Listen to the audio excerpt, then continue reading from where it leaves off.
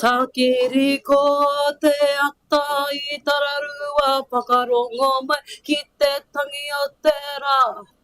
Oho mai rā hei.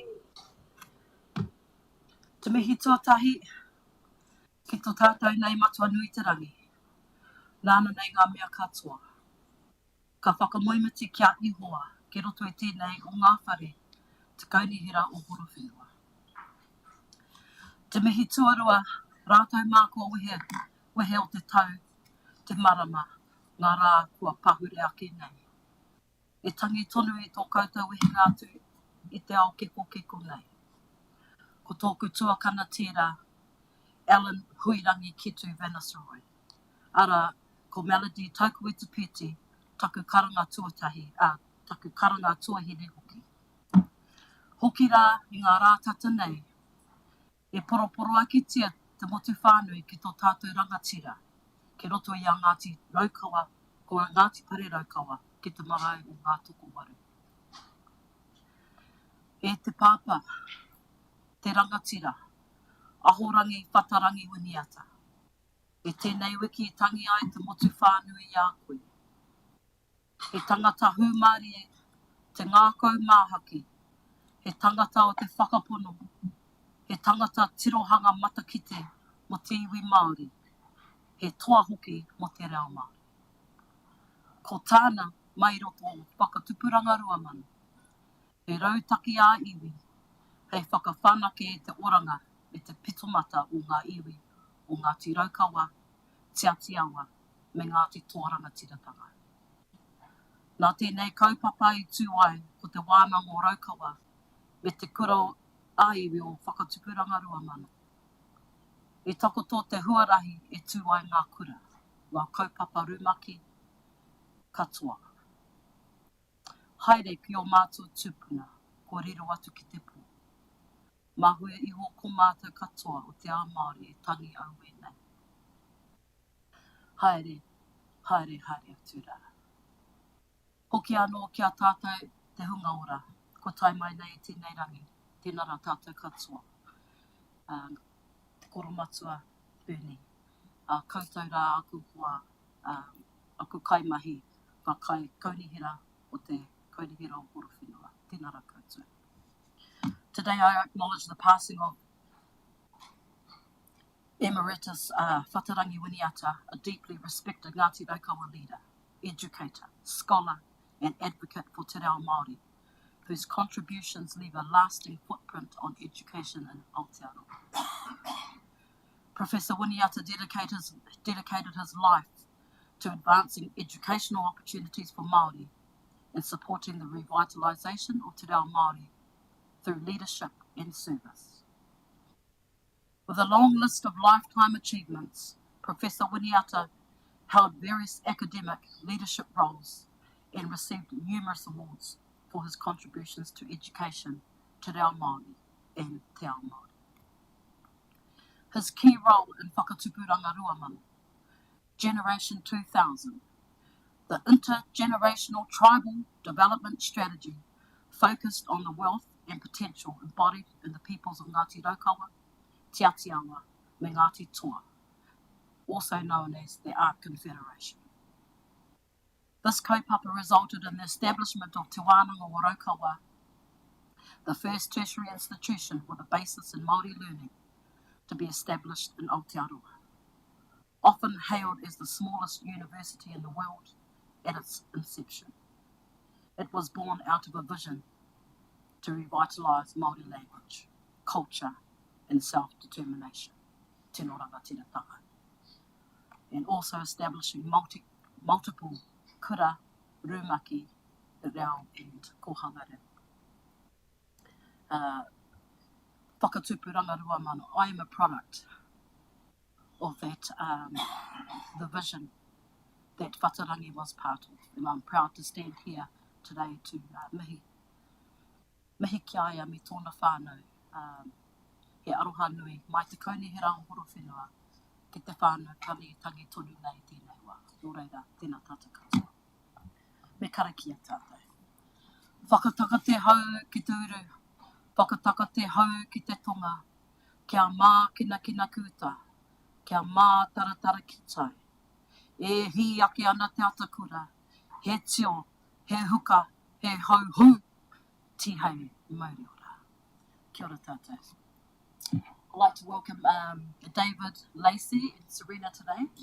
As our first item on the agenda for our workshops is the Resource Recovery Centre, introduction, direction, setting and funding opportunities. Marnie, Or has it, yes? can I just say, it's not a conflict of interest, but I just want everyone to be aware that I have been asked to be on the steering committee of the Repair Cafe, which I have accepted. So when we talk about the Repair Cafe today, just to know that I'm a part of that cafe and supporting it. Kia ora, Katrina, for that. Are there any others here that would like to declare conflict of interest? Does kaupapa? No. Kia ora, I'll hand it over to you guys. Ngā mihi. Tēnā koe, Councillor Kitu, i te mea tuatahi ka tuku mihi mahana ki a koe mō tō kupu aroha, mō tō kupu tūturu, tēnā koe. Tēnā koutou. This might be the first of many workshops that you see me in this kaupapa waste. Coots, and she's the Waste Minimisation Officer, and she has joined the Parks and Property team. This is Serena's first workshop presenting, and so she's going to smash it, but yeah, just really mindful that we're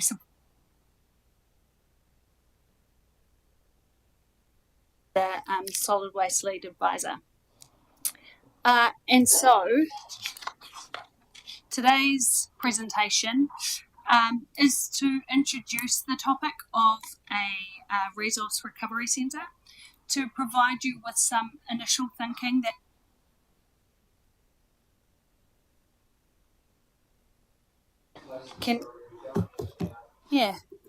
shall I hold it here and then we'll see if it's the microphone or if it's me.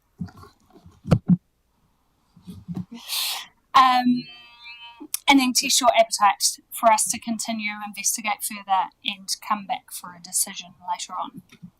So the questions that we are asking today are, as I mentioned, if there is appetite to continue to explore the Resource Recovery Centre concept, and this would include, further testing the depot as a potential location, exploring relocation of the council-funded recycling station at the Live-In Transfer Station as a possible staged first step, investigate partner or shared risk delivery options, continuing to assess the Ministry for the Environment funding opportunities, and to consider the concept alongside the curb recycling review and future long-term consultation pathways. And so within all of that, in terms of the pyramid, we'll be presenting to you today the initial thinking that we've already done, and then at the end we'll come back to those questions which will help steer us on where to go to next.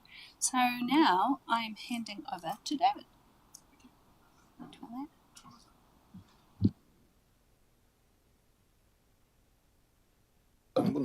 Yeah, can everyone hear me now? That's good. As Lacey mentioned, we're looking at giving an early overview to elected members of what a resource recovery centre might look like. So I just thought I'd just cover off a few definitions very quickly, because we solid waste people use this jargon that not everyone uses. So when we say diverted or diversion, we're referring to waste that we can reuse or recycle, and it's not going to go to landfill. It's got another life. So, and it's also related to waste minimisation. Waste minimisation is similar, stopping waste from going to landfill, but we also look at things like composting, organics, resale shops and education. So when we talk about waste minimisation, it's in that sort of space. if something is levy funded, the money comes from Ministry for the Environment, and we can only use it on waste minimisation projects and other efforts. C&D, we're going to use this term a little bit today. C&D refers to construction and demolition waste, like the concrete, the steel, the leftover stuff, the jib that they don't use, what we can use that for. And when we mentioned also about the Levin transfer station, I'm not sure if you're aware that it has a separate part to it that is council funded that takes care of the drop-off recycling that people do, like the tins and cans of paper, the glass bottles. It's all there, but it's council funded. So we're going to talk a little bit about that, what we think we might be able to do in that space as well. And if I mention residual waste, it's waste that we've taken all the good stuff we can use from that waste, and it's a leftover waste that will go to landfill. It's normally a smaller portion from what you start with. All right, so what have we got on the screen? All right, so yeah, we'll look at all those things today. Serena's turn.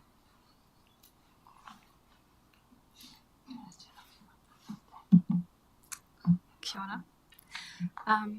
So based on what you've heard just there around our terminologies around diversion and residual and waste and reuse and recycle is the essence of what a resource recovery centre is. And our excitement around this is that it can support the community outcome of outstanding environment, which is a key focus for council. The Resource Recovery Centre is a community-facing facility designed to recover value from materials before they become landfill waste through receiving, separation, reuse, recycling, processing, and only then it goes to landfill. Construction and demolition waste holds value, although it just tends to be the easiest thing to send it to the transfer station. The Resource Recovery Centre looks to address the ease and the cost of that, so that it is incentivised, that people would come to the Resource Recovery Centre. It is also, the Resource Recovery Centre is a very strong lever for the waste hierarchy. What a Resource Recovery Centre is not. Just want to be really clear that it's not another transfer station. I'm just going to hand that over to David.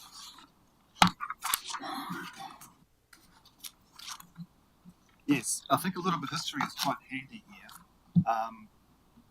If we go back to where things were a few years ago, we had dumps. We'd take all our rubbish to a dump that was disposed of, maybe at Foxton Dump or some small community dump, or even Levin Dump.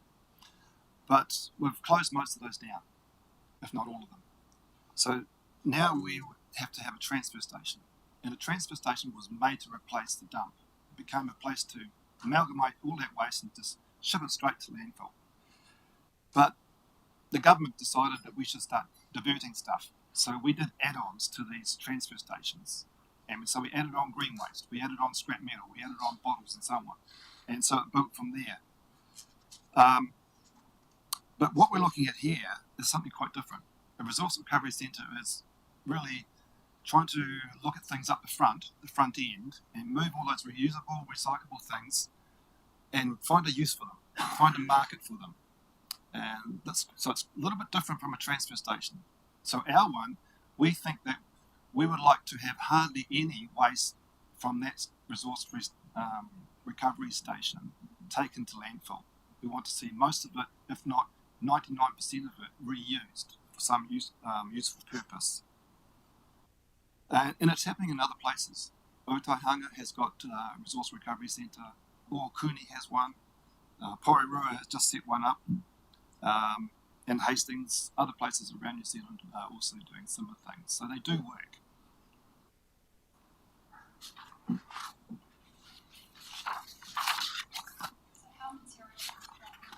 Through the resource, I'm learning how the Resource Recovery Centre would work and how materials would flow through the Resource Recovery Centre is through something like a hub and spoke system. The Resource Recovery Centre is the hub, and you've got outflows coming out from that, which the image shows you there. So the transfer stations, while they do have an essence of recyclable systems there, there's so much more that it should be doing that it simply by its being it just cannot do, that a resource recovery centre can do. So instead of mainly consolidating waste for disposal, the Resource Recovery Centre would separate materials early and direct them into the different recovery pathways, provided there are reliable outflows. Depending on the decision today, it'll be up to us to find reliable outflows. And we have already sourced quite a few just through organically researching this. We've got outflows through batteries and timber and oils and fluids and concrete, which is so heavy, and it can be crushed down to aggregate and reused by roading companies or residentials as well. This means the Resource Recovery Centre could work with a wide range of processing partners, receiving materials that would otherwise go to landfill. And it supports community groups, which you heard before, like Repair Cafe, the Men's Shed, and including people from the community, which, again, it supports that community outcome of stronger communities. And of course, if we have the weighbridge there, we're getting so much useful data from there that it could support further growth of the Resource Recovery Centre and expansion from there.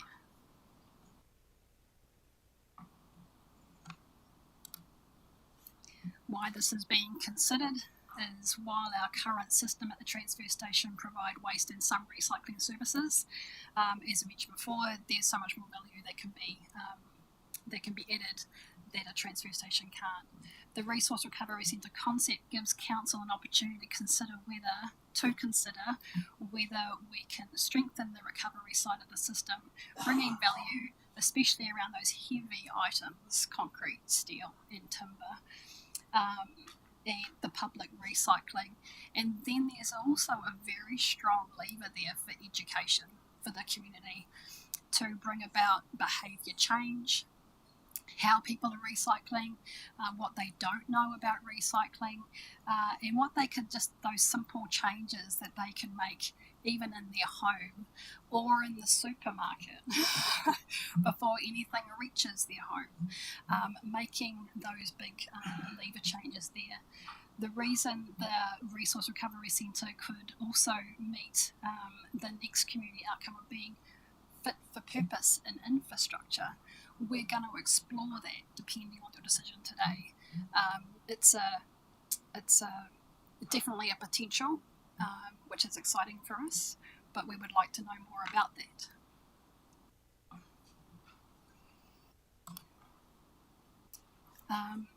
So strong communities this has a wide social benefit, which you can probably make the assumption.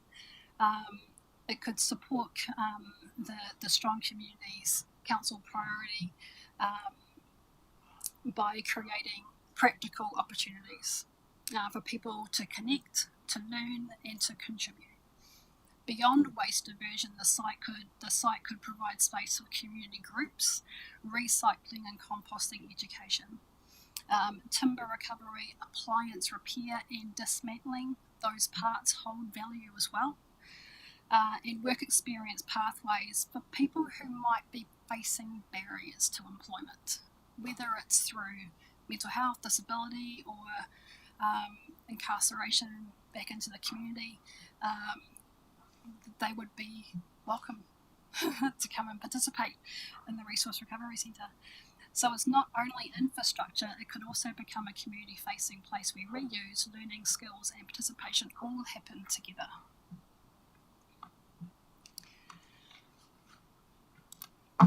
So there was a Becker report that comes out, I believe that they are engaged by the Ministry for the Environment around the various waste streams that end up in landfill. Based on this report, we've created this graph.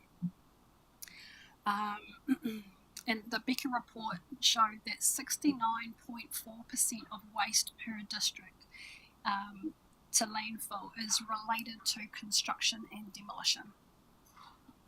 We've applied that percentage to known landfill tonnage and then considered it alongside the district growth projections. This gives us an indicative view, it's indicative only, of what the construction and demolition waste to landfill could look like over time. The red line shows the projection to landfill tonnage if the current approach continues. The green line shows the potential increase in recovered materials as awareness grows and more construction and demolition waste is directed through the Resource Recovery Centre. The blue line shows the projection reduction in landfill impact as materials are then diverted by recovery pathways. The purpose of this graph is not to present a final forecast, it's indicative. It is to show how Council can start testing the potential impact of a resource recovery centre in diverting materials through separation, processing, resale and recovery.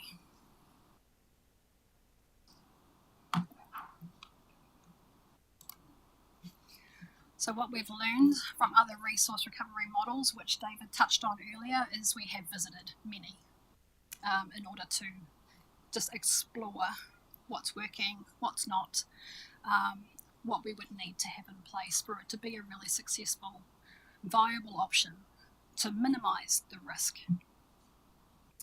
The main learning is that a resource recovery needs enough space, the right infrastructure, and reliable outflows for material. Some centres do this well, but they can be limited by size, setup cost, location, or the number of material streams that they can realistically manage with their size. That is why the depot, which is on Horowhenua Beach Road, is worth testing further.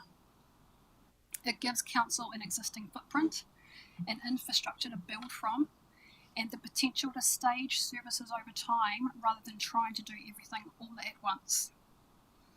Textiles are not proposed. I just want to make that clear. We're not proposing to introduce textiles because they require high staff handling, and we believe that Horowhenua is well covered in services for that already.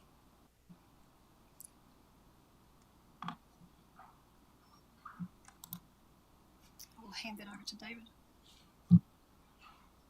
The current proposal is staged and scalable, so we're exploring whether the staged resource recovery centre would be developed at a council depot on Horowhenua Beach Road. It's been tested because it's council land, so it's a huge tick. There's existing infrastructure there. There's some big buildings, big pole shed buildings there. There's quite a bit of hard stand that we could utilise already in place. There is an ability to stage, as Serena mentioned, stage the development of the Resource Recovery Centre. And one of the things we probably could do, if we were given the go-ahead, would be to move the Levin transfer station public drop-off recycling area to this site. There would be advantages and synergies in doing that. And what is there? Community consultation. We think this would probably be something good to include if the members have support for this, to have this included in the long-term plan as something to consult upon. And another thing also that's not mentioned there is that we have looked at how easy it would be to consent the site, because it's quite important. Is the site consentable? And from all appearances, it looks like it wouldn't be that difficult to have it consented to be a resource recovery centre. But again, any final decision on where we might put this resource recovery centre is dependent upon further investigation.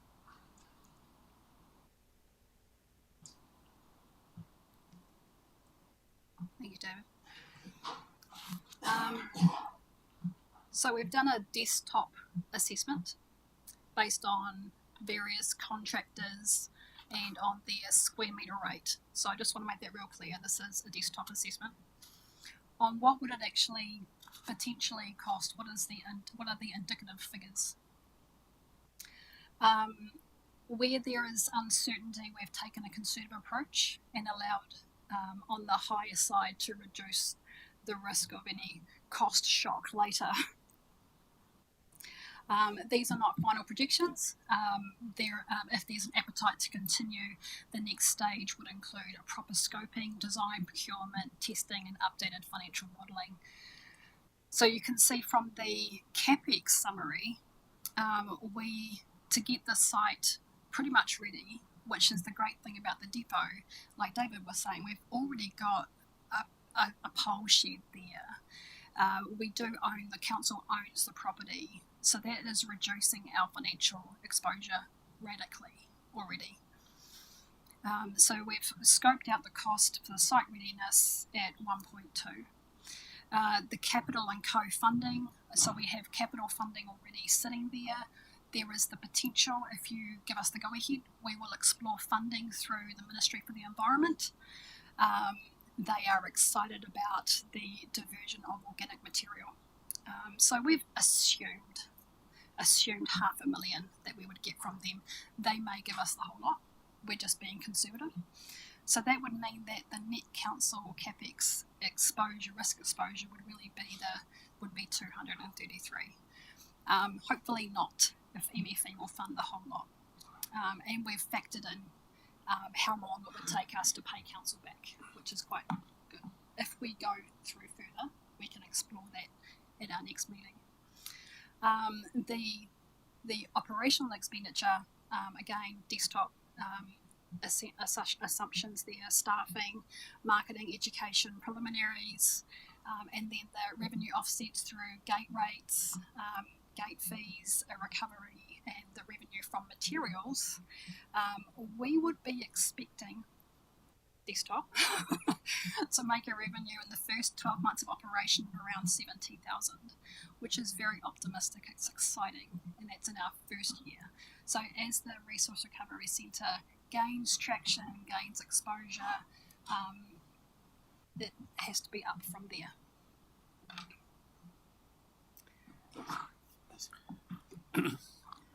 Just a quick question on that figure. Yes. So does that include any assumptions on what would be saved through reduced tonnage to landfill? We would be exploring that with a bit more depth, depending on what you decide from here. But given it's a desktop valuation, at that point you could expect that on top of that there would be some reduction in costs that would then be attributed to that, correct? And I guess from a staffing perspective, from an FTE perspective, what have you estimated that OPEX cost on? And I guess the question then is there an opportunity to, are those new roles to the district, or are they possibly repurposed roles from within existing council operations? Thank you, Councillor. Those are good questions. To answer your FTE, we've made an assumption that we may be able to support that with a 1.25 FTE, 1.3 FTE to start off with, which is conservative based on the size of the Resource Recovery Centre and how that might be supported as it grows based on what it might make. So that's kind of where we've kind of made our assumptions on that. And we would need to look at whether they are existing roles or new roles. We haven't gone that far. And the whole basis of this point is that this is a ratepayer drop-off facility. So we're not picking up, we're not collecting at gate. This is us driving to the recycle centre and dropping it off. That then as an option in terms of thinking about the organic food waste trial that we ran last year, that could be an option where people could collect their organic waste and then deliver that themselves to the recycle centre to be repurposed into compost or whatever. Yeah, we will add that to our exploring. Further to that, particularly thank you, Clint, for raising the issue versus drop off versus pick up. So I would be keen to see some sort of 6 monthly or annual thing possibly looked at to reduce dumping. But my question was going.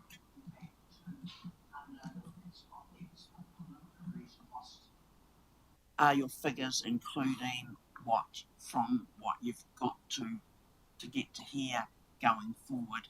Is that included in that, or is that a business as usual cost sort of thing? So that what I'm trying to say is that 73,000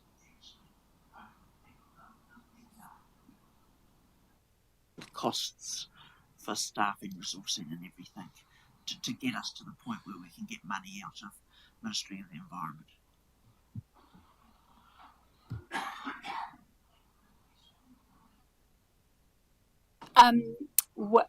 Where my assumption is no, it hasn't considered that. The reason why I'm not 100% certain on that is because Scott, who has helped us with the figures in here, is off sick today. And otherwise I'd be looking over there and asking him to provide that advice. But we can confirm that. But my assumption is no, we haven't taken that into account. Could I just add a little bit of further context that today really is presenting sort of that high-level desktop type information that ultimately we are working towards the opportunity to present this alongside a deep dive across the solid waste activity as part of the long-term plan. And the message today is that we don't have enough certainty or confidence around some of those desktop numbers. It's a check-in today to provide confidence to move forward to say, can we secure funding from MFE? And so that would allow us to be able to move forward with certainty. Could we look at alternative delivery mechanisms of leveraging existing partnership contract relationships to sort of split the cost of service but also the risk around that? And so really the message is we couldn't stand here confidently with those numbers today, say yes, this thing will deliver this revenue, these are the exact numbers. What we're trying to share is that there is a very real opportunity, and if this was viewed alongside a potential change to recycling service delivery or consolidation of existing recycling at the current transfer station, it provides a very real opportunity, and really it's a check-in today to give confidence to actually go and put some more detailed thinking around this and allow us to come back with more certainty in the build-up to long-term plan. Just acknowledging what Dan said, my question's not really into the specifics of the numbers, but if we divert waste away from landfill, doesn't that then impact on the waste levy revenue we would assume and have assumed as part of our budget? So even though we have this picture of these desktop numbers, the more important figure is actually what is the impact on reduced levy funding and therefore on the whole of the solid waste activity? If it was calculated nationwide, so every community had a resource recovery centre, that would impact that revenue that you would receive, but that would take a long time for that to kick in. The MFE levy is based on the population of particular districts. It is related to the waste, yes. It's about $70 per tonne is waste levy. So every tonne that goes to a landfill, there's a $70 tonne tariff put on that waste. So sorry, just so I'm really clear. So say if at the moment we send 10,000 tonnes of waste to landfill, and that's $70 per tonne at the moment. If this progressed and we then started sending 5,000 tonnes of waste to the landfill, does that impact the levy revenue that we would ultimately receive? It wouldn't be measurable unless all of New Zealand started having these resource recovery centres. So it's not based on what our district is doing, this payment of the MFE levy. aggregated out the whole country. Yeah.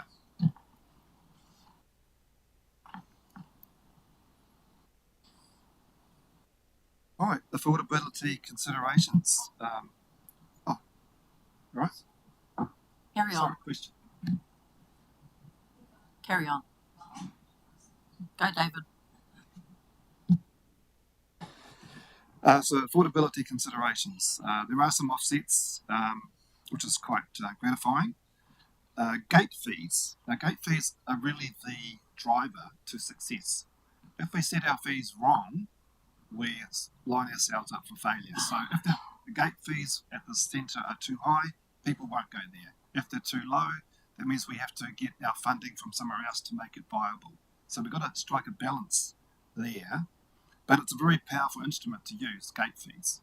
And if we get it right, we'll get people queuing up at the gate to actually use this facility. Then there's, of course, the resale of processed and recovered materials. We won't accept anything that we can't sell. So there has to be a market for that product. And if we do it locally, we think that we can actually lower our cost for processing if we do it locally, rather than having a huge freight cost to move things to other centres, other places to get them processed. So that will be a huge saving that we've looked into. Having a reuse shop there, that's another source of revenue. If you look at the ones in the Hut and other places, they do really well with these shops. And the idea is to get things in and don't let them sit. Set the price right so they go out the door real fast. You want a quick turnover. You don't want to sit there with a huge price on something. You want things to move quickly because you haven't got much space from the start. And of course you want to keep that revenue ticking over. Commercial partnering. That is an option that we'd like to explore more. We really have to get people lined up that want to work with us. And maybe there are some people here locally that would like to work with the council. And maybe once we get it all set up, maybe we just hand it over to the community and let the community run it. And so proceeds might go to a charitable agency. Who knows? It's up to where we want to go in this discussion. But there's options out there.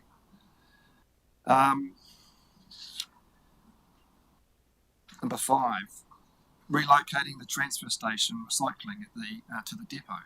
That might has some real synergies because that part will probably be a 7-day operation, whereas this resource recovery centre might definitely not be a 7-day operation. It might start out as a 1 or 2 day a week operation and then build up from there.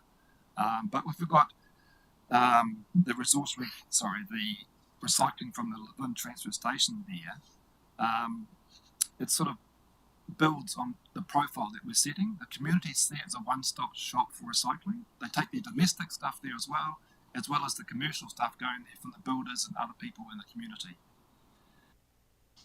External funding. I think the big question to look at here is, when would such a thing break even? Is it going to be year 1, year 2, year 3? There is a lead-up time. And sometimes these things take a little bit of development before they actually become self-sustaining. But the good news out there is that the ones that have been going for maybe 10 years plus, they're making it work. They're actually recording a profit. So why wouldn't we be able to imitate their good example?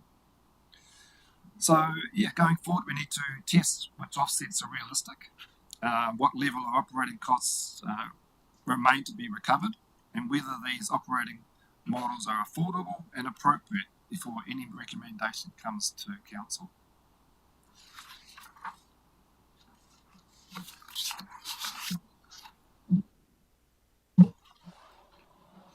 So bringing this all together, the main areas that would need further testing is if there was an appetite to explore this further.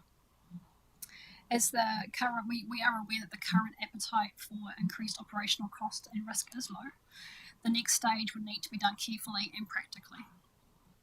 The key questions are around what council would operate directly and what could be delivered through partners and existing contractors, which is what David recently just touched on, and relocating the council-funded recycling station. So the question at this stage is not whether we go ahead with it, but whether there is an appetite for it, to continue the testing to present this through to you.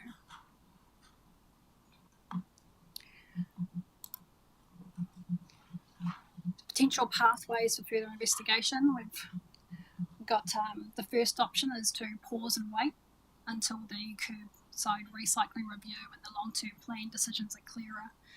This has the lowest immediate commitment, but it may slow the concept down and limit funding opportunities through the Ministry for the Environment. The third option is to progress funding, design and operational model work in parallel to these, but it would move faster, but it also creates more upfront staff time, cost and risk. We're presenting perhaps the middle pathway, which appears to be the most balanced at the concept stage. It allows officers to keep testing the Resource Recovery Centre alongside the curbside recycling review and the long-term plan considerations without committing council to delivery. So the question is whether elected members have appetite for us to continue concept testing before any final delivery commitment is considered.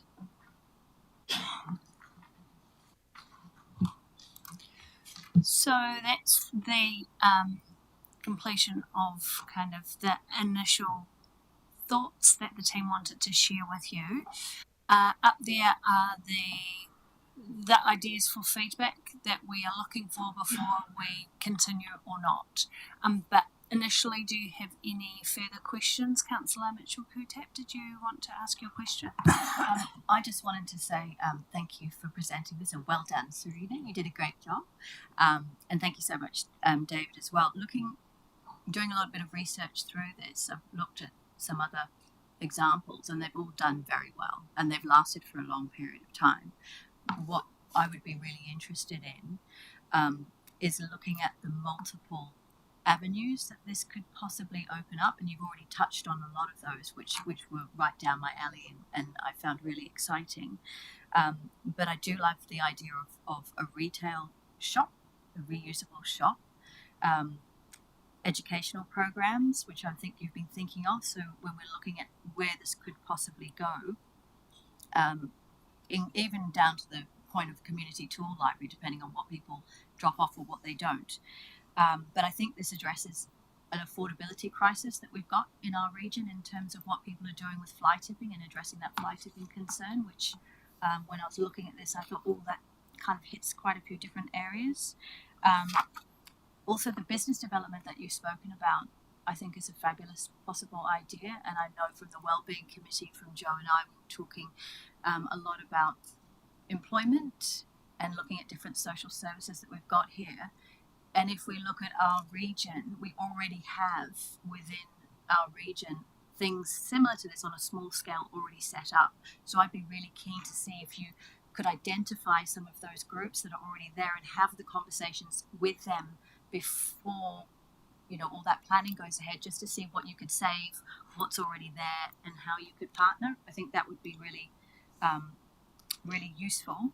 I love the idea of the funding that you could possibly get from this, because there is a lot at the moment, considering this hits really strongly in terms of our environmental considerations and our Waste Minimisation Act. So I think that's a real strong point.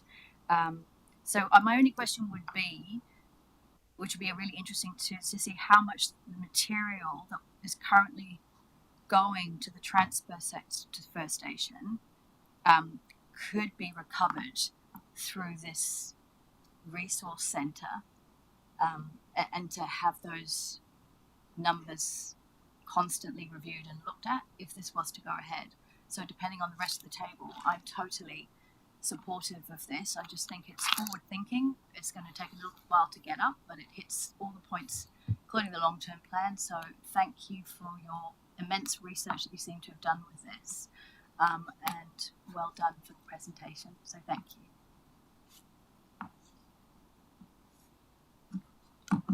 Joe? There we go. Yes. David. Thank you. Look, I've found the presentation really, really engaging in terms of the potential, the possibilities. Acknowledging that this is a first step. Details are for later. Long-term plan implications are also for later. But as a high-level concept, absolutely keen that we continue to explore it. And under those 6 bullet points, my answer is yes to each of those in terms of looking through those implications too. So well done. I can see some wonderful opportunities here. Thank you. Thank you. Yeah, I'm a bit prone to the back of the envelope thinking myself, so I'm reasonably bullish on this. Can you just confirm for me that the depot at the moment, like it's vacant, it's not being used, what's the lost opportunity cost versus this at this stage? Because that's usually your biggest cost of this sort of stuff is real estate and infrastructure.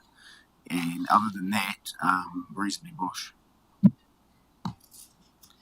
Just to answer that question, so the depot actually hosts a number of different organisations and businesses. So our local orders team is there, Green by Nature, Treescape, our roading team have some things there. So, but we have had initial conversations with all of those occupants around how this could potentially work in, and with some shuffling, we think it could be a goer. How did I beat you guys? Okay. You're next. Oh, Yeah. Kia ora tātou. you're on the presenter's desk. Oh, Go. jumping. Thank you very much for your presentation.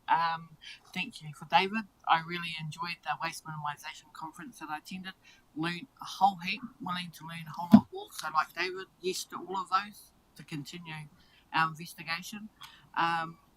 For me, with increased construction around here, we're going to have increased waste, so it has to go somewhere. We're going to keep paying for it.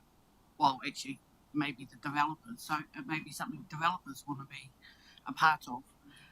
So yeah, definitely the possibilities are positive and continue to explore. Kia ora. Kia ora, and I haven't met either of you, but I'm Jo Mason, and thank you for the work that you've done, and I do really appreciate it. And I'm one of those people who's driven around watching bulldozers and big diggers go through houses for the O2NL project and thought, oh, could we have done more with that, or those cattle yards or whatever. But my question's probably similar to Councillor Gray. I'd like to, this is kind of like a heart and a head thing for me. It's important to me that we are looking after the whenua, that we are not wasting stuff, that we're showing leadership in terms of how we use stuff. But I would want to know that there'd been a full commercial assessment of the depot, and we weren't just using that because it was convenient, it was available. We've been challenged recently as council laws to think about the viability of council-owned land and what we do with it and how we use it. So I would want to make sure we weren't, that we had a full commercial understanding of what it would mean not to have that out under full lease. The other question I have is, have you engaged with the Horowhenua company, who are our economic development partners, to understand a business model around this? Because that's something else I'd like to see go on. And have we looked to the multitude of what I would call op-shop partners in this town who already operate on a volunteer basis and have models of operation, and to see, where we fit in, or whether any of them would want to take on this. And I say that because I get very worried about council setting up businesses and being behind businesses, because we end up being in a really difficult position because people have huge expectations of us, and if we have to cut hours or increase costs, it's really unpleasant what gets said about council, because people are able to say it about council. So I'm reluctant to see us enter into a business model that would create problems down the track. There's a whole lot of other questions I have, but those are the key themes. I do support continuing to look at it, because I think there is some responsibility for us, because we do have a curbside collection and waste management part of our operation, but I don't want for us to be the focus as a deliverer, and I don't want us to use one of our properties because it's just convenient. Those are my provisos. Thank you for that, Councillor Mason. Just in terms of a couple of your questions, we haven't engaged anyone else outside of this building too much, just because we wanted to test it here first. And absolutely take your point around not creating, something that might already be delivered elsewhere. So, yeah. The other questions that you have or other points that you want the team to consider, just flip them through. They'll come back as feedback, don't worry.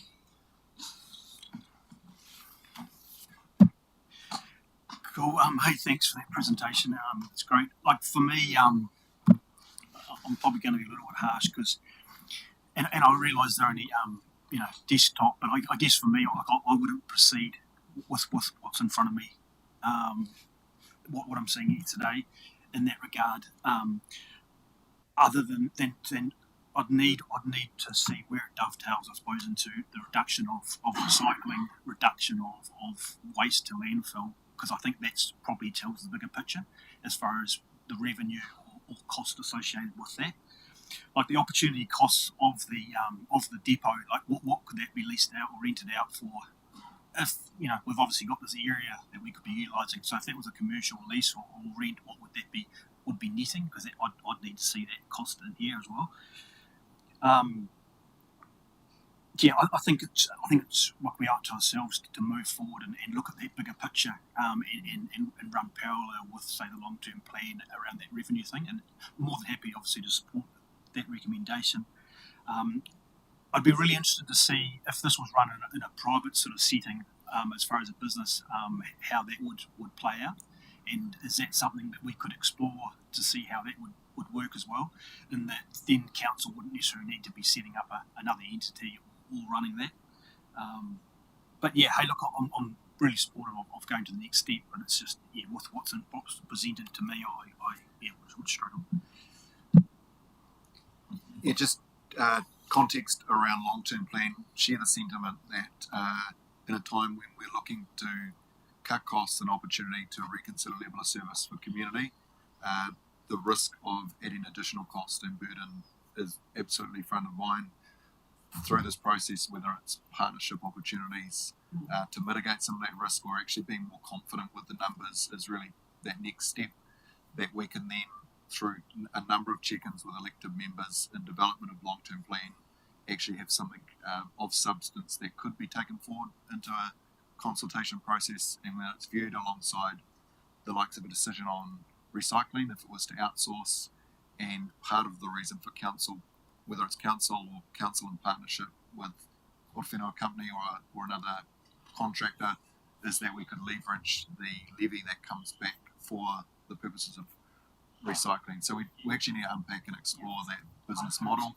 and absolutely share the sentiment that the numbers at face value carry some risk, and we're not expecting council to make a decision on that today. It's just really progressing alongside the other long-term plan options. Can you go back a slide, please? My feedback basically echoes everybody's. I was really excited to see this. I personally think it's so overdue, it's not funny. Totally continue concept testing, but bringing in mind partners and that, so it's not cost to ratepayers.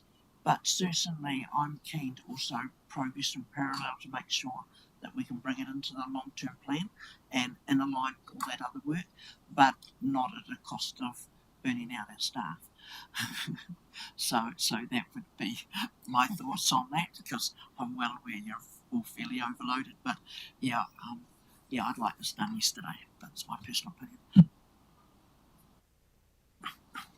Thank you, team. Thank you for the presentation.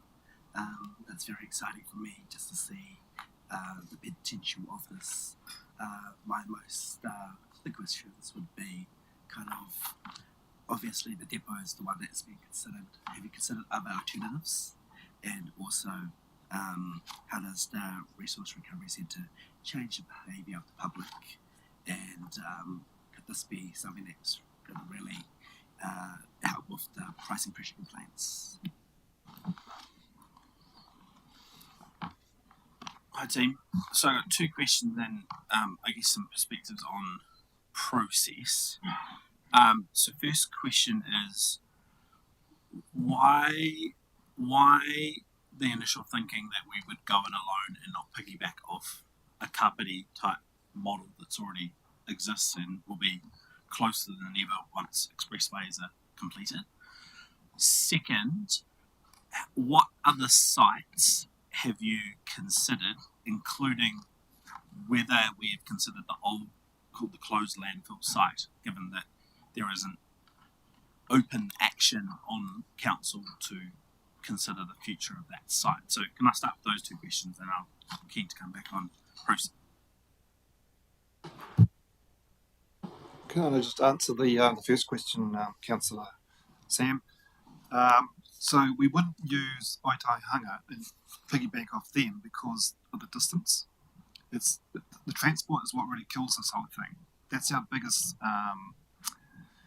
part of the equation to making it viable, is to reduce the travelling cost, whether it be to cart things from here to there, or to take stuff from here up to Fielding or other places like that, which already have got those things up and running. It's the transport is the killer, so to speak. So is that the assumption that the transport cost falls on us rather than the person doing the disposing? Well, that's the thing. You're competing with the Levin transfer station. So if they offer a rate of X and it costs them X plus to travel, then they won't. They'll just take the cheapest option, which is to go to the Levin transfer station and just do it that way. So we're trying to come back on the price there. Is that making sense? Partially, I guess. Yeah, that's right. I'll pause on that one, and then just on the other sites, on the other location. We can. So we've got a list we're preparing, and this is where things are a little bit out of sync. That as part of the deep dive into the solid waste activity, we'll be bringing things into the long-term plan consultation around the closure of Shannon Transit Station. So question mark, should we be talking to the community around current services, mobile recycling centres that pop up at Waitariri or Waikawa Beach, but also the future use of landfill?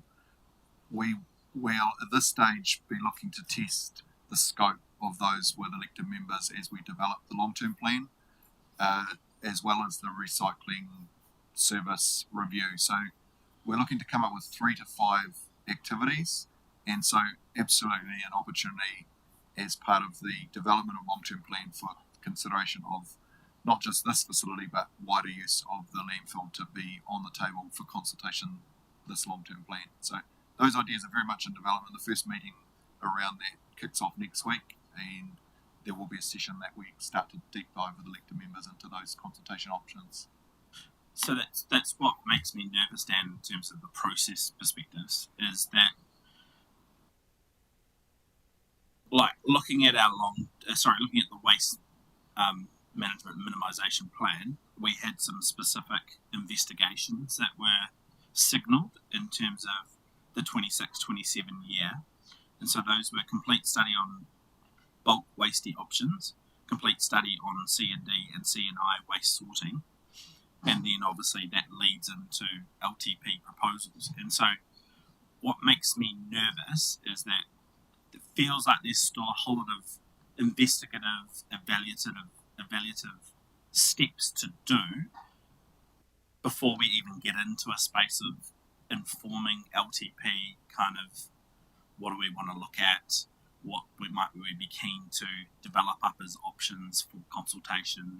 Do we even want to go to consultation? Because like for this particular concept, on paper, like great concept, aligns with waste minimisation objectives, but I would want a really detailed business case. I mean, this is over 20 years. This is a $25 million whole of life cost to community. And I'd want to get into understanding consenting costs, risk, all that kind of stuff, impact on levy, and so it needs a bit more of a holistic view. And so, I guess I'd be keen to be really clear about whether those studies have been done and then feed into this. And so are we then in a position to actually develop up a comprehensive business case that looks at the concept and then locations, because like what makes me nervous is we've kind of already settling on a location before testing actually the concept and whether it's fits with the prelim work that we need to do to actually validate that there's a problem, and I think there's common acceptance there is a problem, but B, what's the actual opportunity, and are there viable quantities to actually deal with that kind of stuff. So cautiously supportive, but just I want to be really clear about kind of milestones and how this then feeds into and interacts with the LTP process. That's where I'm sitting. We could take that direction to develop in presenting those broader waste options. Absolutely further work is required, which is, today's the introduction, we've termed it. We've got a lot of really helpful feedback, and we'll look to shape that up as we head into the next session, which will be targeted around the wider waste options, and you'll be able to start to see where those connections are and potentially phasing as well in terms of what we need to do ahead of the long-term plan. Kia ora.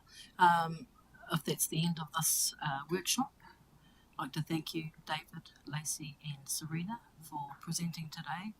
I think it's an awesome opportunity for us, for the community, for the ratepayers, but as everyone has said, we have to deep dive more into the details and how that will balance out everything for council.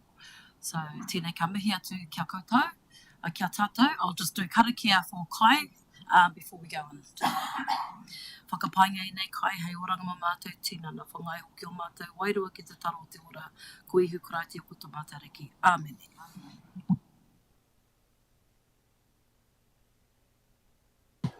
And we're back at 12:30 on the dot. Kia ora. No, 12:30.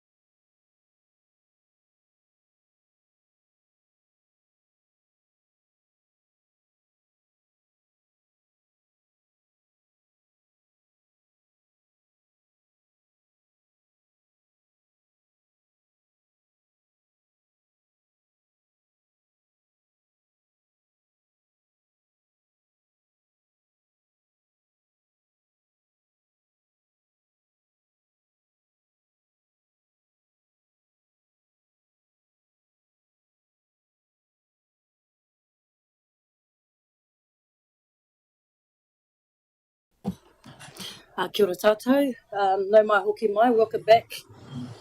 Mais kai, ka pai te kai. So our next session is the long-term plan finance workshop. And we hand it over to you, Alison, for today. Ngā mihi. Kia ora koutou. So this workshop is called Who Pays for What, When and Why. So who pays, what are we paying for, when do we pay, and why do we make those choices is probably more of the frame, because ultimately those are the questions that you need to be thinking about as you're working through your financial strategy and your financial policy decisions, whether we explicitly frame them that way or not. So in terms of workshop 1, we surfaced a number of priorities, tensions and trade-offs around growth, affordability, resilience, livability and future flexibility. And so today is really about helping us all step into the practical side of that discussion and exploring what creates a future fit organisation. And so as we work through some of the key financial concepts, we'll naturally start unpacking who benefits from the investment, what should be funded collectively versus individually, when costs should sit with today's communities versus future communities, and why different approaches create different outcomes over time. So like the last workshop, it's important that we hear your perspectives and understand where you're collectively leaning. So I'm going to talk through some of the concepts and operating realities, but ultimately it's about helping shape the direction you want to set the foundation for future policy, financial strategy and long-term plan discussions. So that does mean there will be a couple of activities, but not quite to the level of post-it Armageddon. So there'll be a bit more tame, a bit more, tight in terms of time, and we will keep you sort of seated generally where you're sitting today.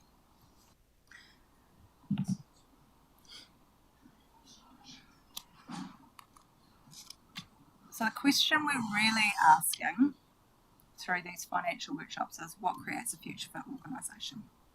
We might not be able to answer that by the end of today, but we'll be closer to it. So in terms of workshop 1 summary, we sent out a PDF which has more of the summary content of the pillars themselves, the 4 pillars. But in terms of what we heard, the table is very aligned in terms of supporting growth. Affordability remains important, there's a desire for resilience and livability, and there's that need for future flexibility, recognising that trade-offs exist. Importantly, there wasn't a huge amount of sort of dissension amongst the ranks, if you like. There was just varying places on continuums. So what we saw was different emphasis, different comfort levels around risk, and different views on pace and sequencing and where those pressure points sort of sit, which is exactly where you want your healthy governance to sit. Okay, so if everybody agreed on everything immediately, I'd probably have been a bit worried and thought we probably can cancel the rest of the sessions. So these unresolved tensions that came out, they're not problems that you need to eliminate. These are natural tensions that governance has to navigate all the time. So for example, growth and investment can create opportunity, but can also create debt pressure and affordability concerns. That's a natural tension. So resilience matters, but resilience investment has a cost. User pays can create fairness for beneficiaries, while also creating questions around accessibility and wider community outcomes. So the important point is that none of the tensions exist independently. Every decision tends to strengthen one area while creating pressure somewhere else.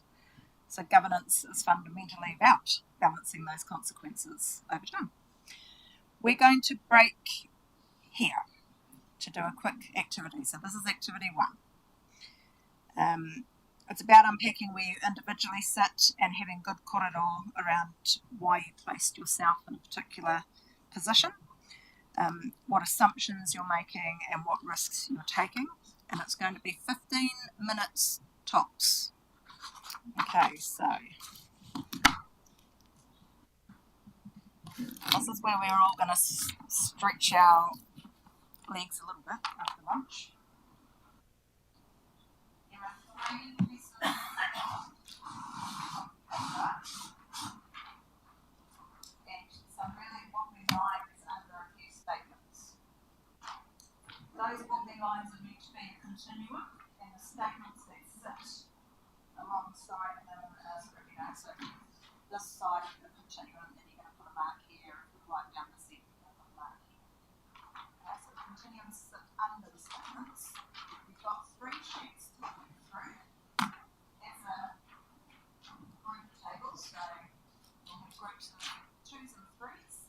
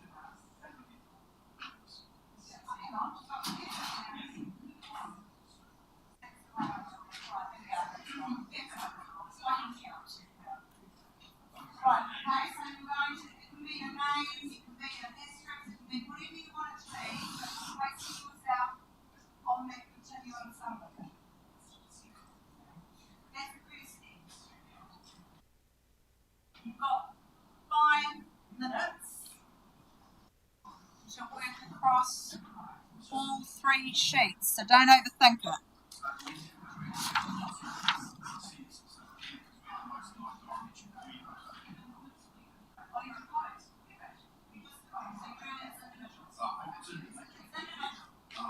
So I want to know what each and every person around the room thinks on that continuum. No, you don't have to. You don't have to put your name. I just need to see if there are some wild outliers. And then I'll ask you to identify your pen.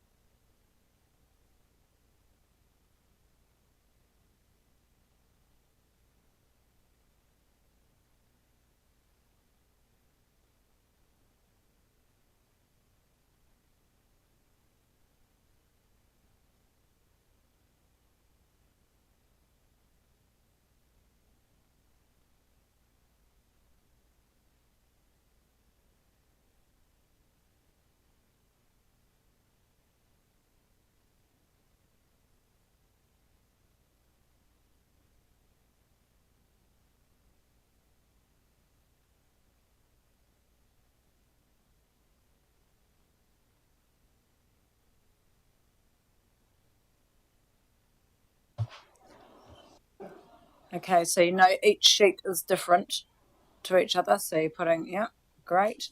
We have some fast workers and some not as fast.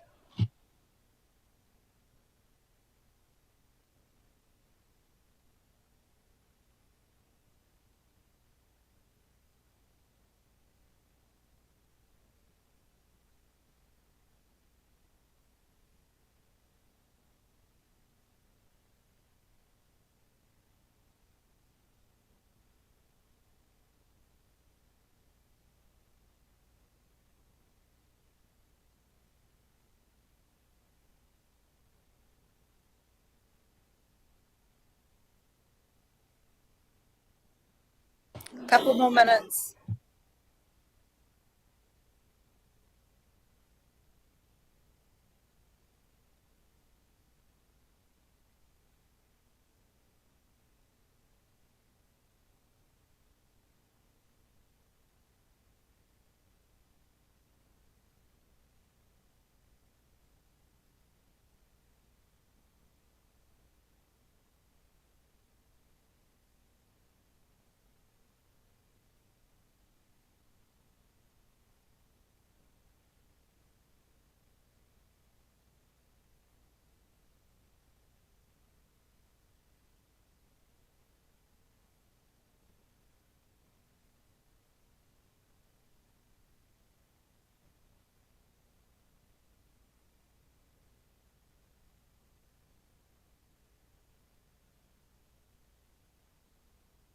All right.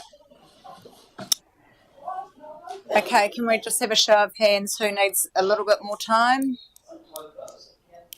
Okay, got 1 more minute. If you start to gossip, you'll be reined back in.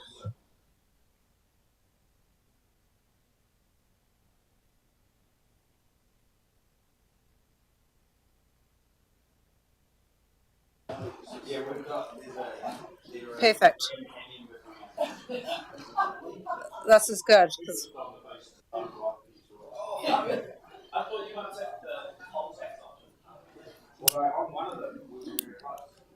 Perfect. Save it. Save it. You're stealing all of the next steps. No. Okay, so the next step is you now have around 8 minutes to discuss as a group in your table the reasons why. You know, what assumptions are you making? What are the things you're worried about, etc. Yep, that's right, with your own individual table group. God, you've already done it. Is there anyone that hasn't had that discussion yet? Right, perfect. So we need to allow some time for that corridor. The rest of you, can you please determine what are the things that you align on strongly? And you can write on the back of those pieces of paper, because we're being responsible with our trees. Okay, so where do you align and why? And then the other thing is, where do you agree to disagree? Because those are the pieces that we'll need to actually deal with through our policy settings.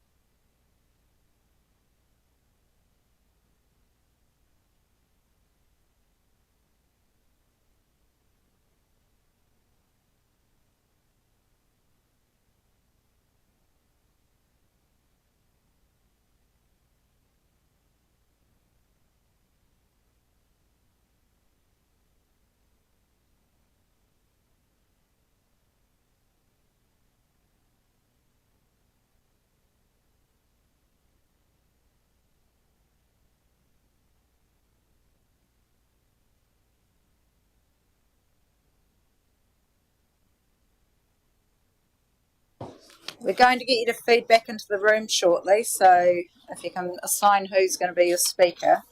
So we're looking for where do you align strongly and where will you agree to disagree and why.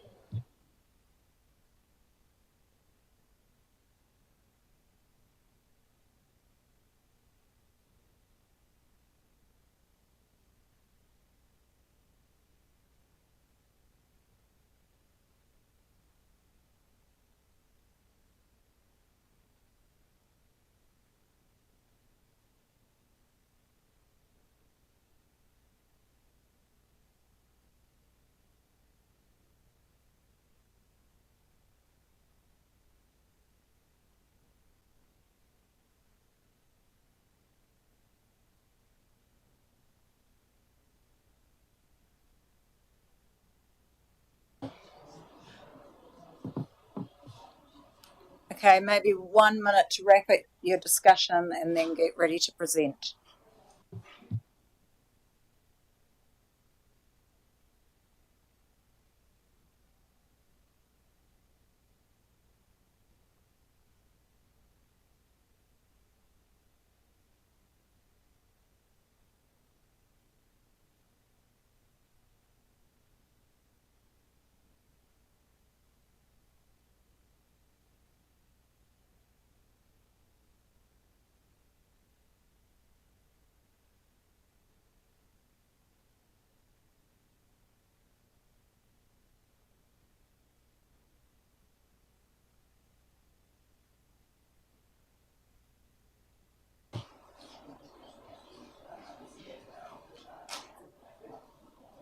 Okay, let's start presenting back into the room, I think. So if we start with Councillor Te Raukua Ketu's table. Yeah, I'm elected spokesperson Oh, for elected the spokesperson, tribunal, Councillor because there's three of us.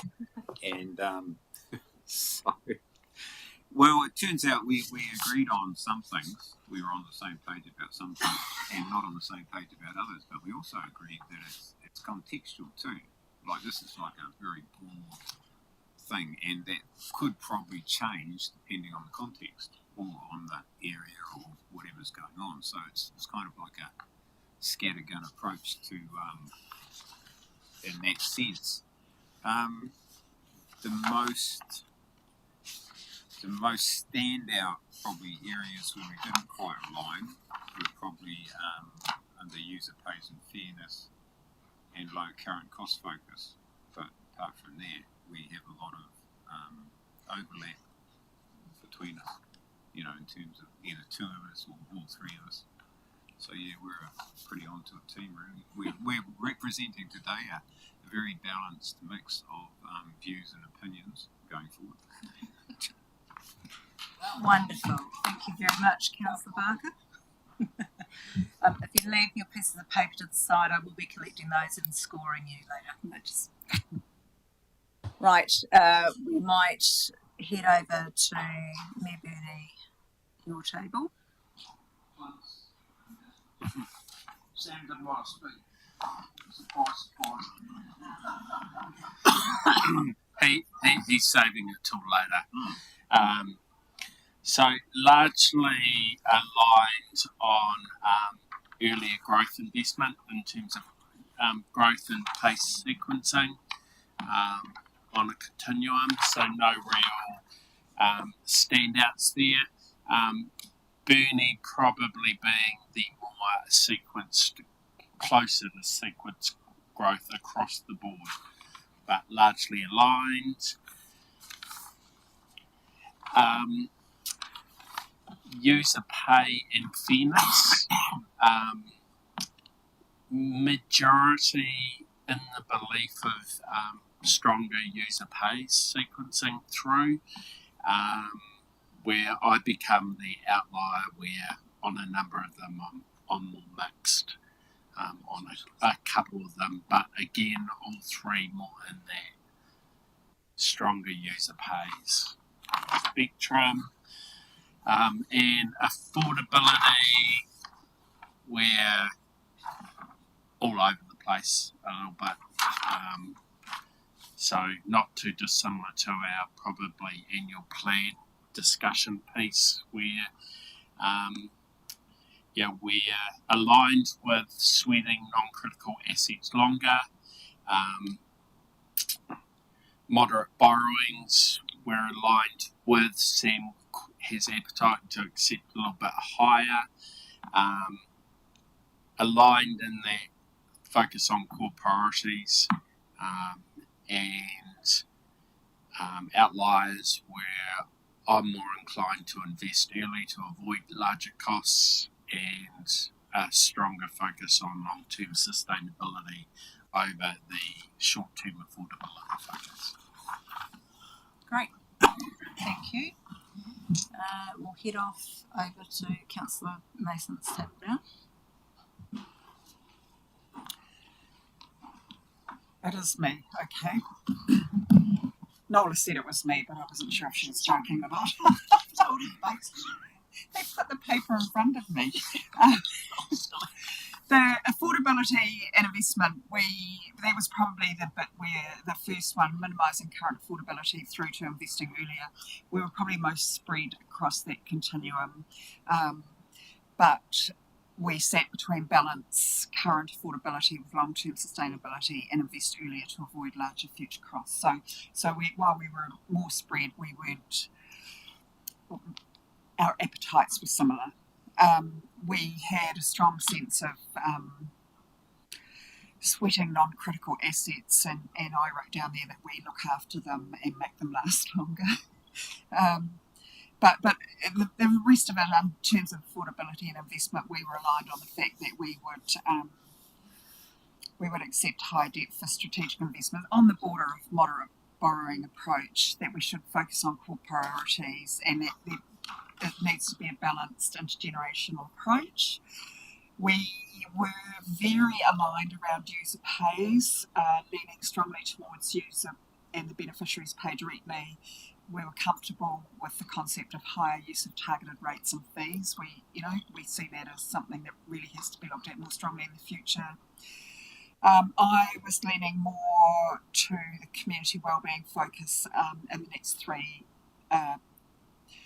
categories, but more to a moderate balance between individual and community benefit, and thinking about the flexibility of strategic outcome, whereas my two wonderful colleagues here were more towards individual benefit drivers and strong cost attribution. So in context, we were sort of aligned, but had views of how things could be done differently. And we were very aligned around growth pace and sequencing, being in the growth aligned with infrastructure and affordability. We were comfortably between staged investment over time and minimised financial pressure. A little bit spread, but all felt balancing opportunity with resilience and delivery capacity was important. And that we had a bit of a greater risk tolerance. We were leaning towards that, and again we were aligned with sequenced infrastructure delivery. And we had some good chat around it. So thank you. Right, we'll come over here now. Awesome.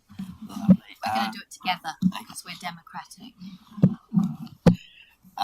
We found quite actually a lot of compatibility, especially in the affordability and investment. One where we agreed that balance affordability with long-term stability was definitely to go moderate borrowing approach and strong long-term sustainability focus. Balance with intergenerational growth. So we're kind of in that continuum. Oh, I see what you're doing right in between. However, there was one difference in terms of the current cost focus with between lower debt growth and me wanting to prioritise staged investment. So that was the kind of but we were generally on the same. In that middle kind of section.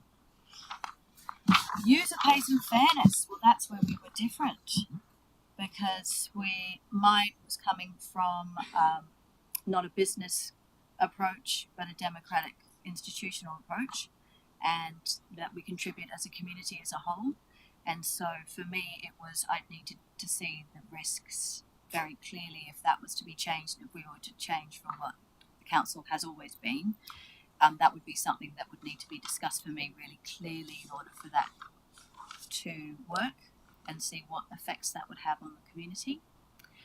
Whereas my lovely colleague here, more of a business minded. yeah, was in the middle, mostly in the middle, where I was more on the right side, except for the combination of general rates and targeted funding.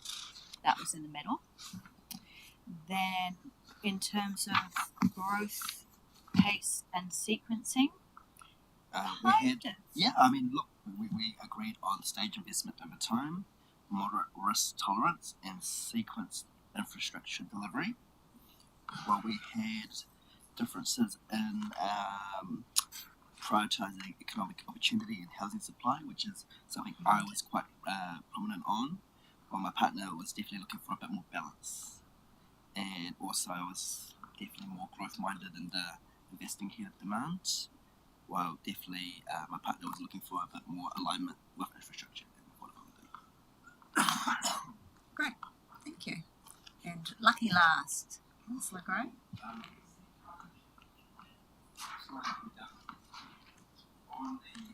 Oh, what up? On the growth pace and sequencing, we saddled up our horses and went to the races. We're keen to get ahead of the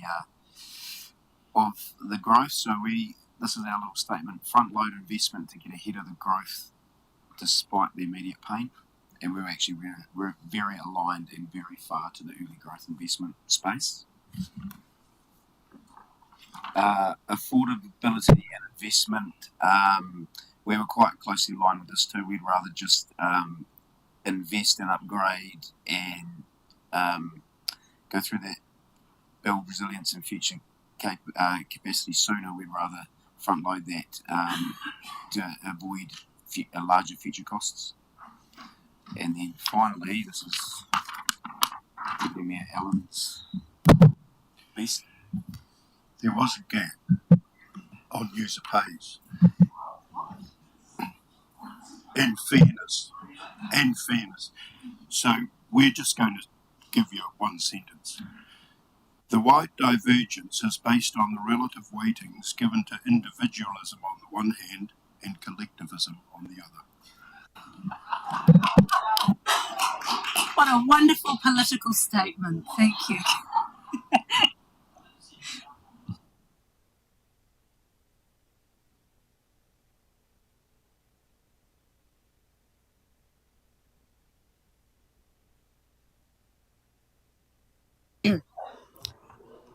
One activity down, one to come towards the end. So hang on in there. And we will have a break at some point in time. I'm feeling like there's a little bit of schizophrenia in the room. You want to do this, but you want to keep this low. So those are all things that we need to unpack in the policy settings. But I'm looking forward to actually seeing the piece of the paper and figuring out how it should all work. But hopefully as we go through today's session, there'll be a bit more. The activity at the end might bring it back into a little bit of reality. Let's hope so. So the governance reality. So you saw this slide last time. It's the only one that's repeated, I think. But every council decision seems to impact one of these things. So growth, affordability and resilience. If we heavily prioritise affordability, for example, then you might preserve short-term cost control, but you're potentially then deferring investment or you're reducing flexibility later down the piece. Whereas if you aggressively pursue growth, you might create opportunity, but you're also increasing infrastructure and debt pressure. And then if you heavily invest in resilience, you're strengthening your preparedness, but potentially you're increasing current affordability pressure. So this is where you guys live each and every day. When you make a decision, there are trade-offs that are occurring. Our job through these policies is to try and minimise or to be very clear on what those trade-offs are. So you need to determine as a council what the right balance is rather than just optimising one. So you can't and I hear it, and growth is a priority, absolutely. But you need to optimise or work out what that balance looks like for the other two. We're not taking any questions. Sorry. Would you like to make a statement or a question, Councillor It's a Jennings? statement morphing into a question. Affordability definition of. There's one of the things that's always a challenge is that, and maybe that's something we've got to take on as a table, is actually, do we put some definition around it? Because at the moment, we've kind of got a number of different definitions that we use, and this is front and centre in the context of Central District's water at the moment, where there's an affordability definition that's inside the Water Services Delivery Plan that we're using for the Statement of Expectations. But in the context of our financial strategy, we've got a definition of affordability in the Housing Action Plan, and I think in the Blue 2040 Blueprint, maybe? It's one of those documents that talks about it being 30% of rates being no more than 30% of... Is that right? No. Sorry. I hope it's lower than that. Yeah, it's lower than that. Sorry, it's the... I can't remember. I think we've got it somewhere in one of those strategies where we kind of try to define rates as a proportion of household income, and then we use it also around housing costs generally as a proportion of medium income. But is that your intention to kind of get into this definition of affordability or not? I think it quite possibly will need to be. So as you're working through your policy and your strategy, you will need to determine what affordability is. So if you've already got some definitions out there and you've pointed me in the right direction, I'll go and have a look at those. I guess the question, and it was one of the slides from last week's workshop, is affordability for who? So you have existing people, you have existing ratepayers, you have existing residents, you have future residents and ratepayers to come. You also have a business and have to think about your own affordability settings. So there's a piece of work to do there, but absolutely what I'm hearing is you want to have some sort of financial strategy, affordability measure that potentially you can pin your rates stuff to, for example, and probably also your debt. And so just one last thing, because I think we have also used the pension as in the past as a measure where we go, well, people on a fixed income who have no ability to increase their income are a good measure, because someone made the point, I think it was Morgan, in the last council meeting around, yeah, if you don't have an ability to increase your income, then it's, if you keep having perpetual rates increases, you'll eventually get to a point where it just breaks. Yes, so that's a really interesting point, because I want to therefore understand that high user pays or strong user pays piece, because the two don't necessarily align. So that's something that we will move into, and certainly I can imagine we're going to have lots of debate around revenue and financing policy and what you'd like to see have happen in that space, which then leads into your rate setting. So at the moment, one of the things I have noticed about the rate setting here is, so there is a strong user pays focus already at council, and you have essentially ring-fenced a lot of services. So what you collect in for particular items, so if you've got a targeted rate and it's around, well, water is probably the obvious one before that transitions, and we won't then have the debate about the others. But so if you have a water targeted rate, when something happens out of left field and it's happening in the wastewater space, currently the way that your system is set up is what you collect in for water on a targeted rate can only be spent on water.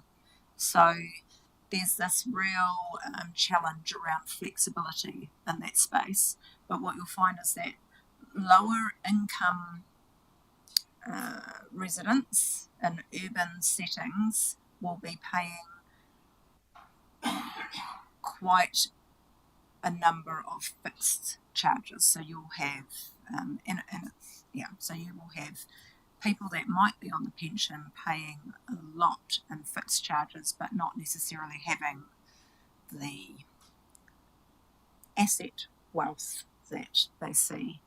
And it can go the other way as well. So you might have retired people that are actually asset wealthy, who live out rural areas and stuff, and they will be probably doing better than their urban counterparts. But these are all things that we'll unpack. So at the moment, this is just direction setting, very high up here. Once we get into the detail, I suspect we will have a few more disagreements around the table. But just to remind you that as the elected members, you are setting the direction, where staff will take that direction and put in place what needs to be done. But we can have lively debates. Right. So the general, we're just getting to the context now. So basically,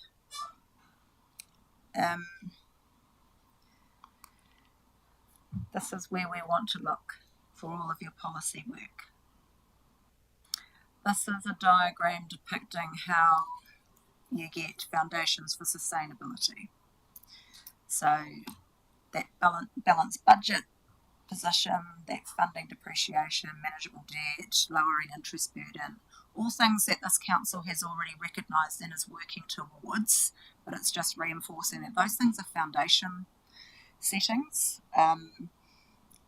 And all of them together contribute towards maintaining enough flexibility for future councils and communities to continue making deliberate choices over time.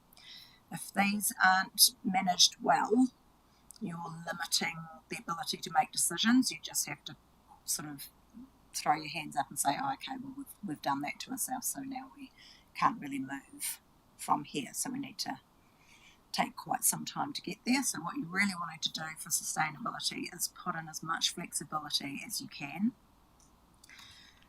We're not going to touch on prioritisation, discipline and flexible policies today, but that is coming. So they support sustainable outcomes. They're not outcomes in themselves, they're just the conditions that you need to have in place to support future flexibility. So what we're going to work through now is some key financial concepts, and we're going to have a break maybe in 5 minutes time. We're going to sort of go for an hour and a half today, so we'll break at sort of 45 minutes hopefully. So this is just about unpacking some of the concepts that sit beneath or underneath, I should say, a lot of the long-term plan discussions and decisions that you'll make. So I'm hoping it's not going to be a dry accounting sort of lecture kind of experience, hopefully. But I'm going to give you some practical examples, the governance implications, just from a whole of local government perspective, not specifically to Horowhenua, and a few everyday analogies that sort of bring those concepts back into the real world. If we have questions, we might need to revisit them to keep to time, and we might need to have those raised and then bring them back into the third workshop in terms of some of those things that might come up. So what we will work on is those, I'll just go back to that sustainability pillars. So we're just going to touch on the balanced budgets, the funding depreciation, manageable debt and the lower interest burden pillars. And we're also going to talk a little bit about intergenerational equity. Because whether we call these out or not, these are the things that are actually driving the trade-offs that you need to make. So if you get these settings nailed, then your choices broaden. Okay, so we're going to start with balanced budget. So this is the anecdote. So if you've got a household, and it's a bad anecdote because I actually do this in practice, however, so if you're continually putting stuff on the credit card but you're doing it, and I don't do this piece, but I'll continually put things on the credit card. That's fine, provided you can pay that off. But if you're in a household where you're having to put the groceries, insurance, the power, and the basic repairs of your home onto your credit card, and you don't have sufficient income to cover that, to start with, it might seem manageable because your credit card limit might not be maxed, and there's just that small shortfall that's happening. So you're making like a minimum payment, if you like. But over time, your debt grows, so you're borrowing more to cover the everyday costs, and that's like taking out a loan to cover your milk and bread. The interest costs rise, especially with a credit card, so more of your household income is going to go towards actually paying interest costs. Your flexibility starts to disappear, so if you have a credit card that's maxed and all of a sudden something comes in that you weren't expecting and you've got nowhere to turn, you've then lost that flexibility by doing that. So choices become much harder. You sort of lock yourselves into a position. So it's harder to save for the future, to invest in what matters, to handle emergencies, and to sort of plan with any confidence. So this is just about that balanced budget thing is about paying today's bills today. And so it helps keep debt manageable, etc. It's not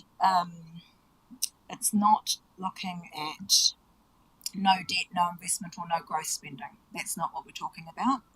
We're talking about the normal costs of operating the district, so the true operating aspects.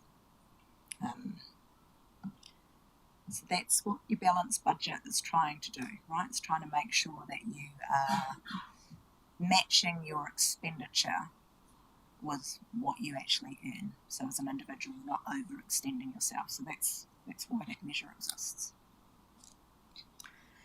So why it matters in local government. So if you're continually funding these costs through debt or asset sales or one-off funding sources that you've got, future communities may end up paying for services that have already been consumed by previous generations. So when you turn up on year 5 and you've got that high credit card bill and your interest is up here, that person having to service that interest cost, it wasn't actually to do with them, it was to do with the decisions that happened before they got there.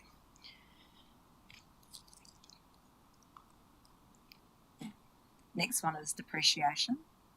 So using things up over time. The analogy here is a car. So you know when you buy the car that the tyres are going to wear out over time, servicing is going to be needed, parts will eventually fail, and one day you're going to have to replace that car. If it's a Toyota Corolla, it's going to go for about 40 years, but this is an example of 10 years. So even if the car's still running, each year you're effectively using up part of its value in its life. And there's another analogy later on in the session where this becomes a bit more obvious. But so depreciation is simply about recognising value used up over time. We don't actually, so when we fund depreciation, we're not collecting it and putting it into its own little bank account. It does form part of your overall picture. So funding depreciation means that you're recognising that things reduce.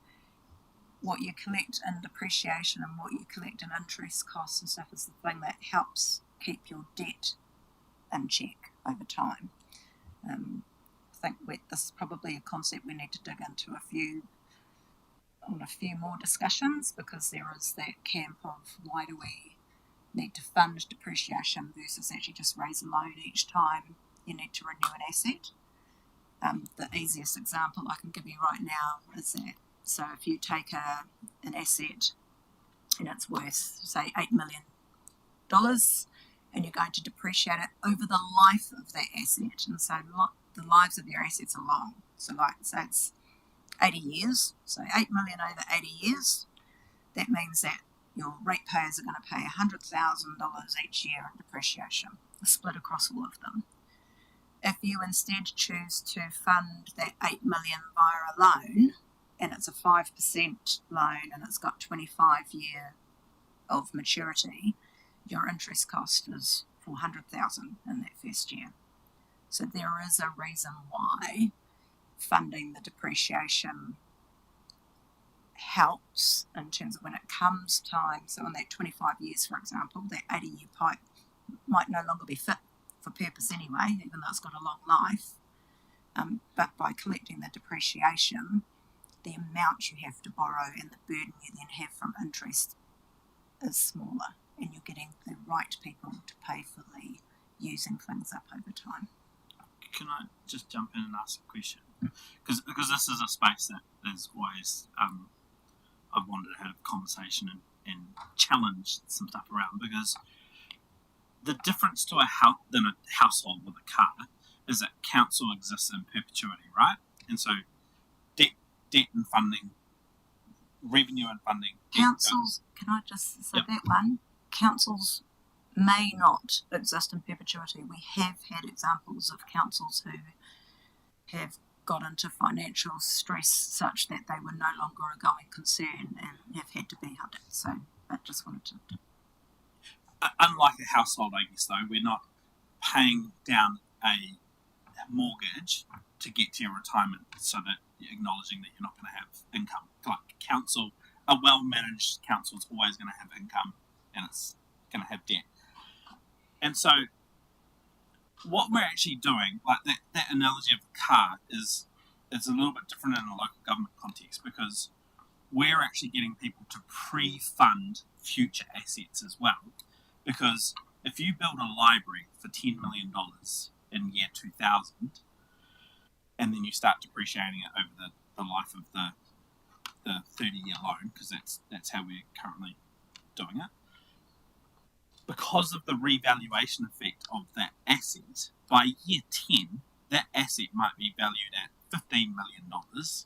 And so the ratepayers of today are pre-funding a replacement of an asset in another 30, 40 years at a higher cost. So they're not actually they're not paying just for their consumption of the current asset, they're actually pre-funding a future asset, which I've always had challenge around. How is that fair?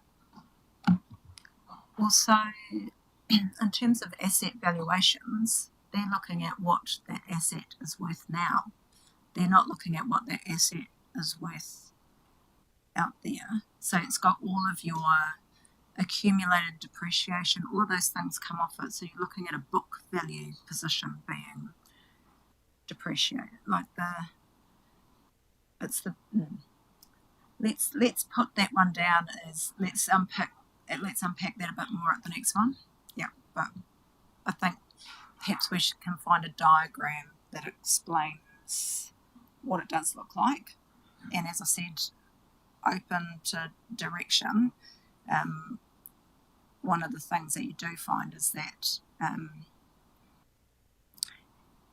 we'll need to talk about things like capacity life as well as asset life. So we'll park that and come back to it. Just quickly on that, also, I guess the tax implications of borrowing that money and interest repayments is obviously, counteracts each other as well. Sorry, not for councils, so we don't pay income tax. But in a normal setting, wouldn't it? Yeah. Absolutely.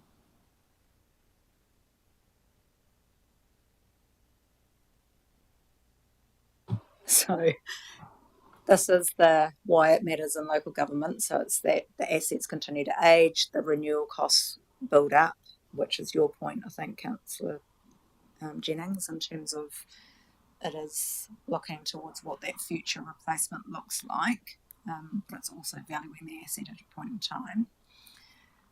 Future communities might inherit larger problems and infrastructure failures become more likely. So it's also one of those things that helps you fund capital renewals. So depreciation helps you fund the renewal aspects as you go. So sometimes you go out and it's a maintenance operational thing, but actually sometimes you go out and it's a capital expenditure item. Oh, let's leave that one. I reckon we're probably at the right time to have a 10-minute break Or maybe let's go with 5 minutes, so if we can come back in for 1:30. Yeah? Cool.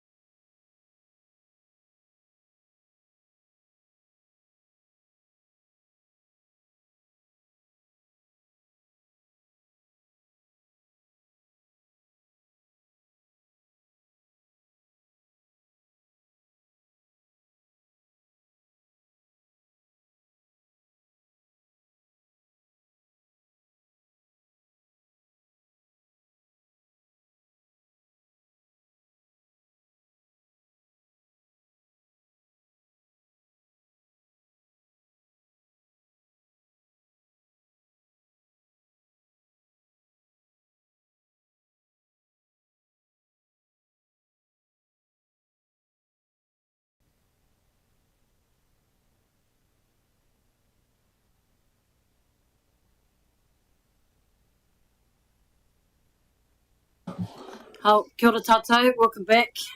We're ready to start our next part of the session. Part two. Up to you, Alison. Kia ora. Kia ora. Right. So we are going to unpack depreciation, what that looks like, how it relates to debt, etc., current people, future. But we're not going to do it today. But we are now going to jump into debt, and we're going to talk about that home loan. And we have seen real examples of this challenge, particularly during COVID when interest rates were incredibly low. So debt is about you make a decision to buy something and you're not paying it in outright cash, right? So you are spreading the costs, you're using your future income projections to cover that benefit that you're going to receive every year that you live in that house.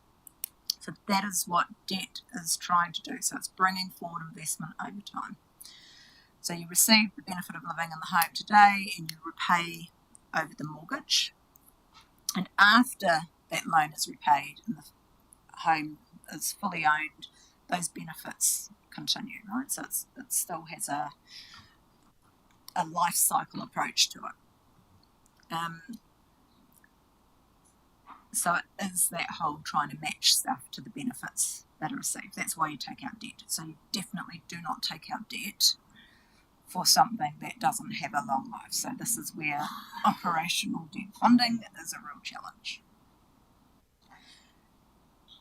But we also know that debt creates risk.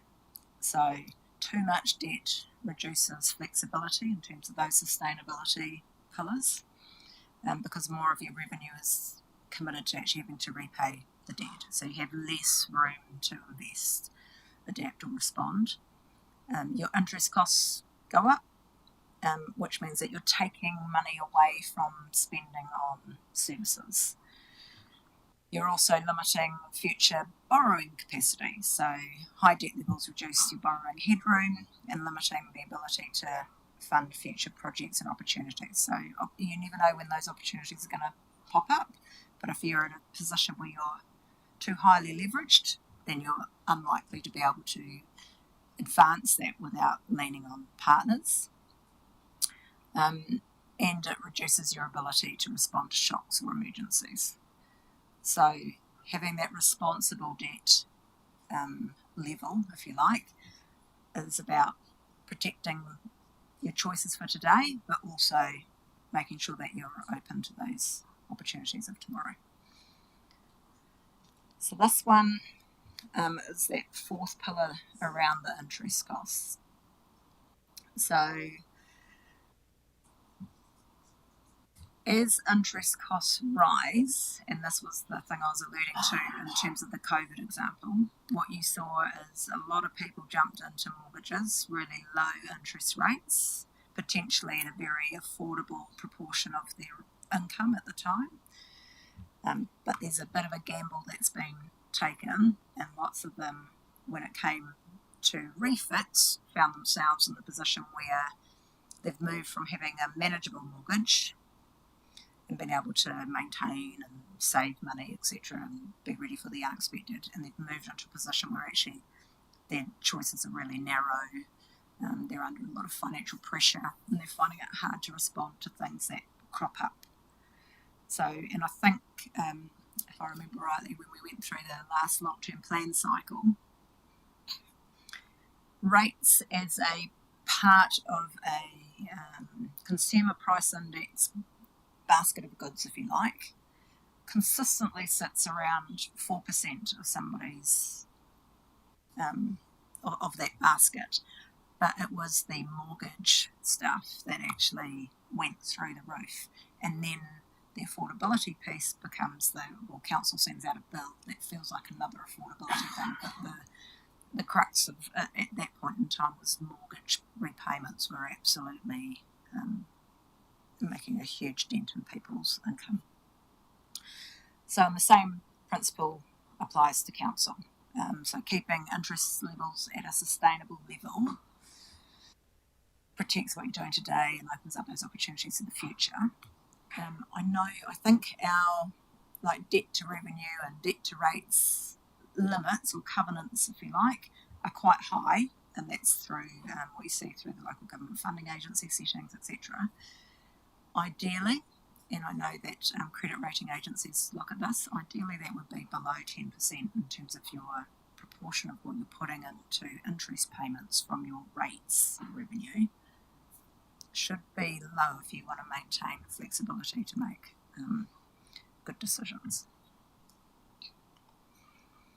So high interest costs again, so that reduces flexibility, crowds out other priorities, it limits your ability to respond to emergencies or growth opportunities, and it increases affordability pressure on future ratepayers.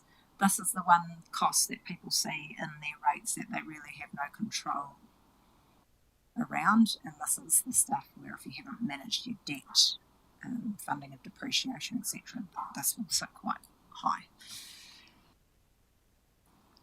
So now we're going to talk about intergenerational equity. This is the used car example. So intergenerational equity sits underneath every long-term plan decision you should be making. So being long-term is actually in the title of what we're doing at that point in time. So it's fundamentally about that fairness equation between current and future communities, which you all know. It asks who benefits, who pays, and when. So coming back to that, who pays for what, when, and why. Intergenerational equity is the key concept in that space. So this example shows you've got two cars. You turn up as somebody about to buy, and they pretty much look the same on the surface. Car A has been well maintained, and they've actually looked after that true life cycle aspect, whereas car B has not been well maintained. But right now, they look the same. So car A's got the full service history, the regular maintenance, the tyres have been replaced when they're needed, they do oil changes, and there's no hidden issues. So they paid the true life cycle cost of owning that vehicle as they went. So when you buy it, its ownership costs are more predictable, the breakdown risk is lower because it's been serviced well, and so you're mostly paying for the benefits that you're going to receive going forward. So you're getting a car with fewer surprises. Car B, you sign that piece of paper that says as is, where is, and then drive off and feel a little bit disappointed when the next week you have a repair to undertake. So the cheap ownership experience experienced by the previous owner of that car was never real. They were just deferring the costs. That's all that happened. They got away with not paying for it, but somebody's going to have to pay for it. I saw this with my daughter, and there were tears. It was a bad situation, so we don't want this for ourselves. So why it matters in local government, similar thing. What you see out there right now might be lower rates, high service levels, and they're able to use all the assets, and it all appears fine externally. But at some point in time, if you haven't been funding those fundamental aspects, the roads deteriorate, the pipes fail. I mean, we only have to look a few councils south of us to see what the true cost of that is. And that's why waters amalgamations and CCOs have come about. And so the current ratepayers or generations say, oh my gosh, why are the costs so high all of a sudden? When in reality they're probably paying for the fact that the person back there wasn't funding that life cycle cost. So it should have been spread over those earlier years. So this is the most important point, I think, of this workshop, is that there is a genuine difference between making something affordable and just delaying when the bill arrives. So that's the piece that when you work through your strategy and your policies, and you're not going to be able to fix it straight away. But that's the kind of mindset you need to have in the back. Am I actually just making an affordability choice for the right here, right now? Or am I just, and then therefore am I just delaying the bill that's got to be received further down the track? So over time, deferred renewals, underfunded depreciation, rising debt, growing interest pressure means that you're reducing flexibility and that future affordability pressure.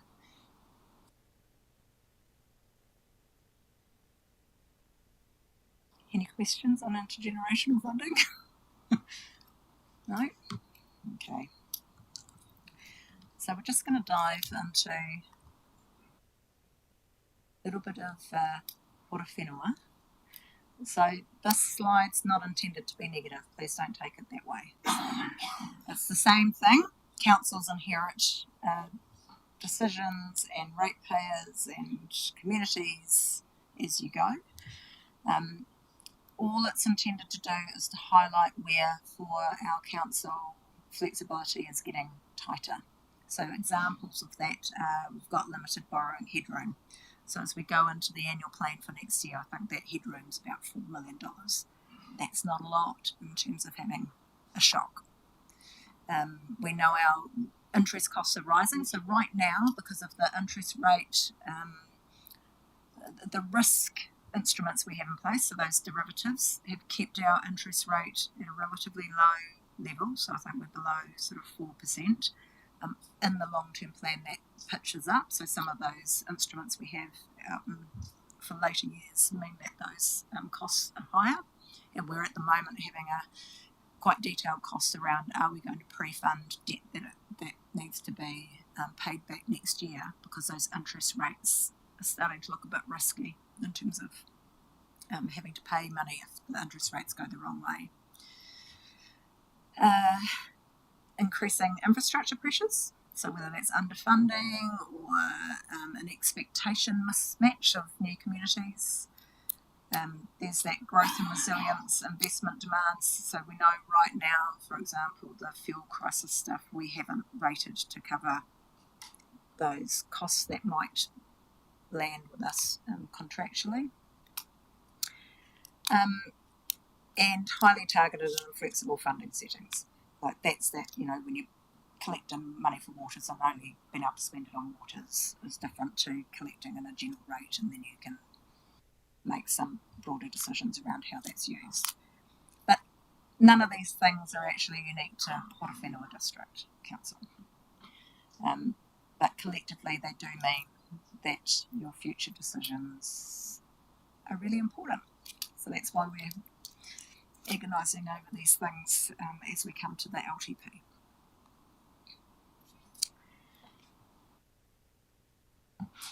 This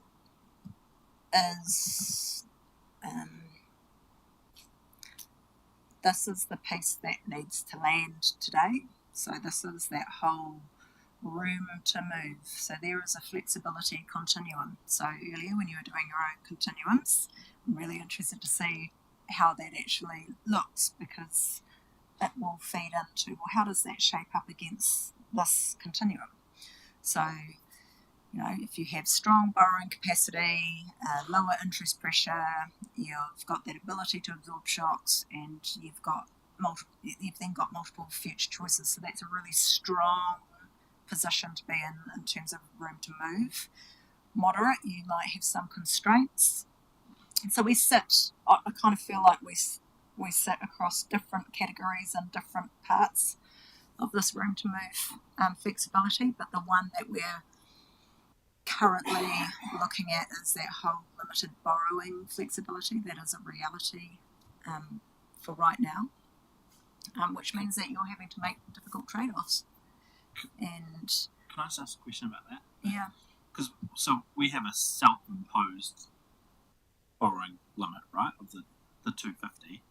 So in a shock type situation, in theory, we've got another 20% to play with, don't we? 270 is our absolute limit, I think it is. I've forgotten, or it might be higher because of the step change down. But it's obviously subject to LGFA being comfortable. But that's essentially a component of our financial strategy that in the event, because we've set that self-imposed limit lower, that in an event of a shock or sudden thing, that we have that ability to potentially go beyond outside of our financial strategy to deal with that, right? Yeah,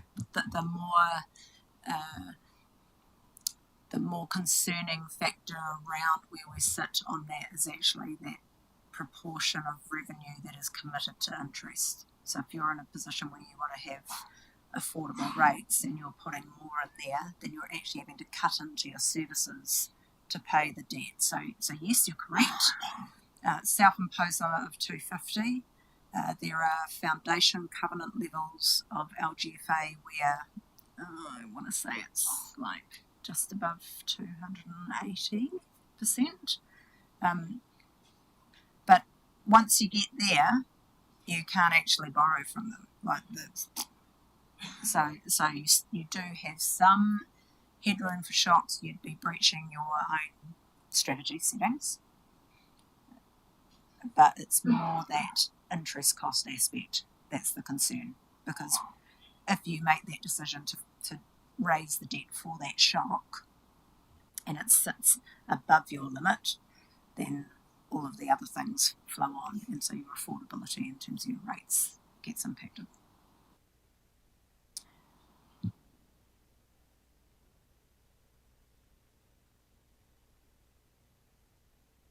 So I think we're probably now ready for activity 2.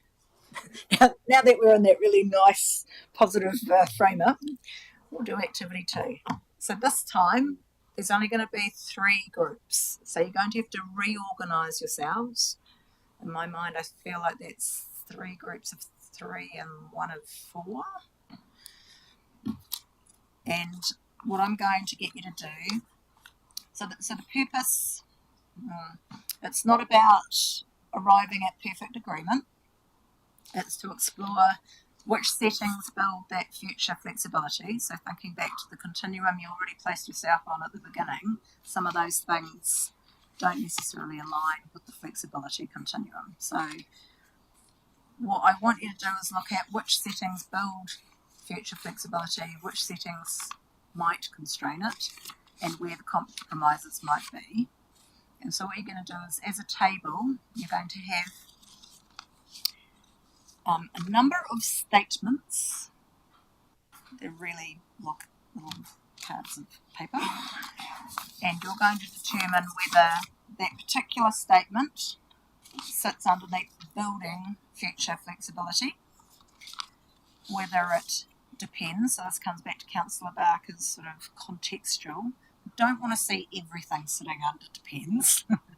There will be some build and some reduced flexibility. So reduced flexibility is your other setting. Okay, so at the end of this, so you're going to have some time to work, and you're working in groups this time.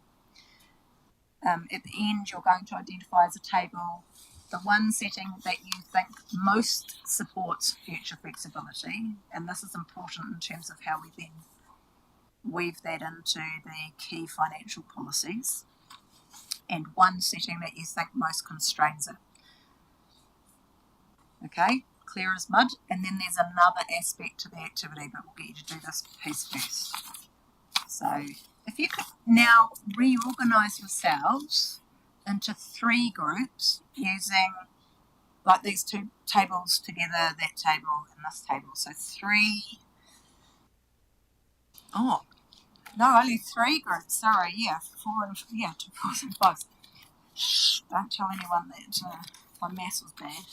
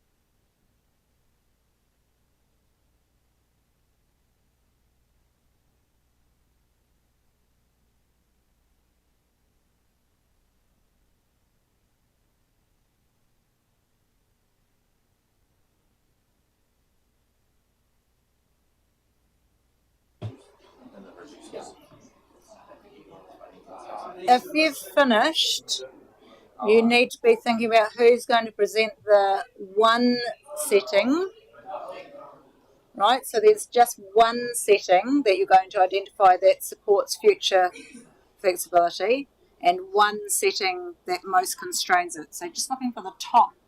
So it's almost like you need to rank it.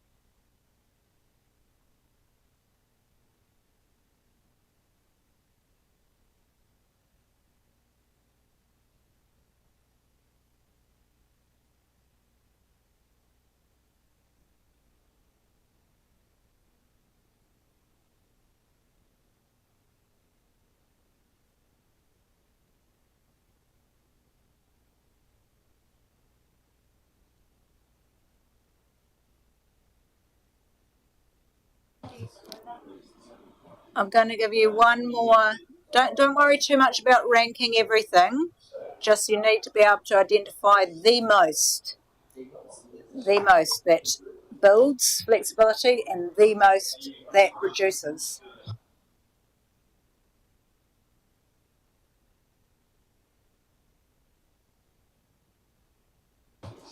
Okay, you've got one more minute and then you're going to start feeding back in. Remember, it's most.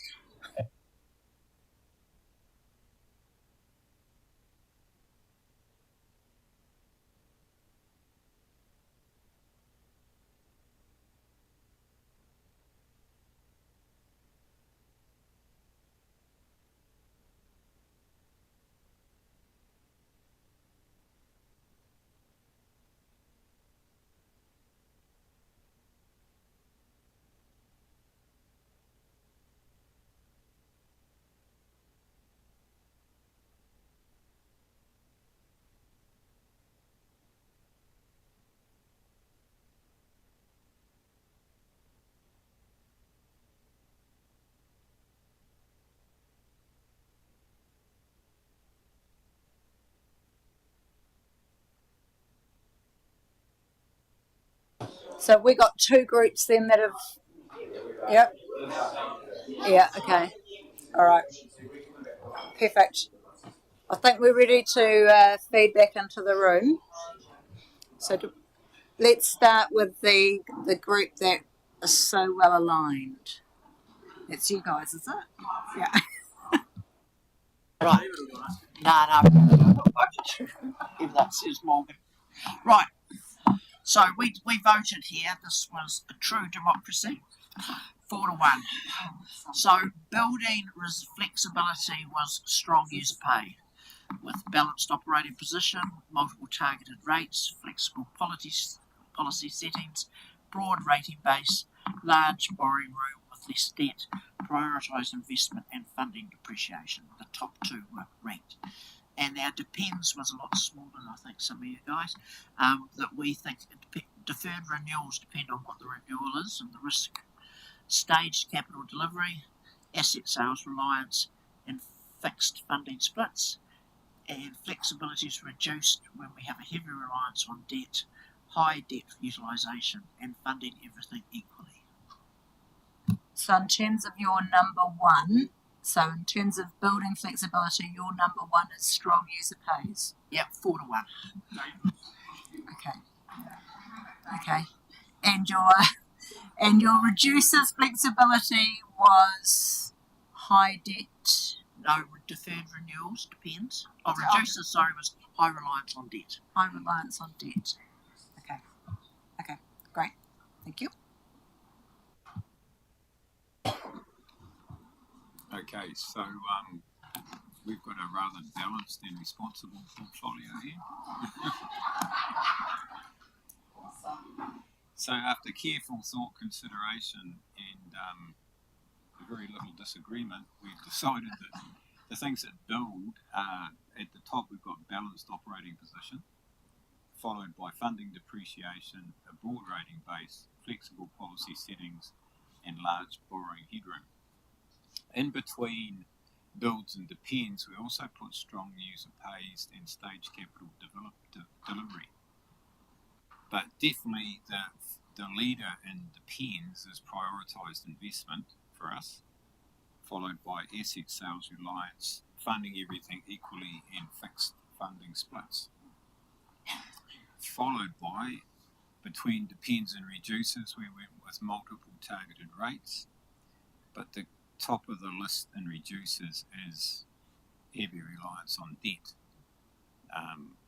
followed by deferred renewals and high debt utilisation. Beat that.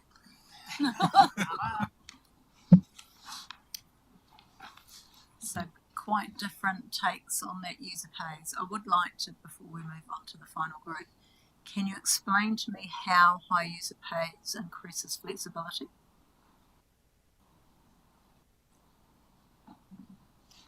We didn't discuss to the room, I should say, not just to me. Explain to the room your thinking. But my opinion would be that you've got more money coming in, and those people that are not using services aren't paying for them. And yeah, that would just be my opinion. The rest of the group want to add. You need to assume you're bringing in the same amount of money. So assume that same amount of money. So how does high user pays make it more flexible? Because we talked about targeted rates being targeted. And it doesn't.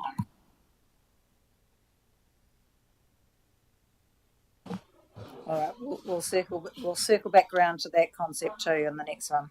Okay. Lucky last. Alrighty.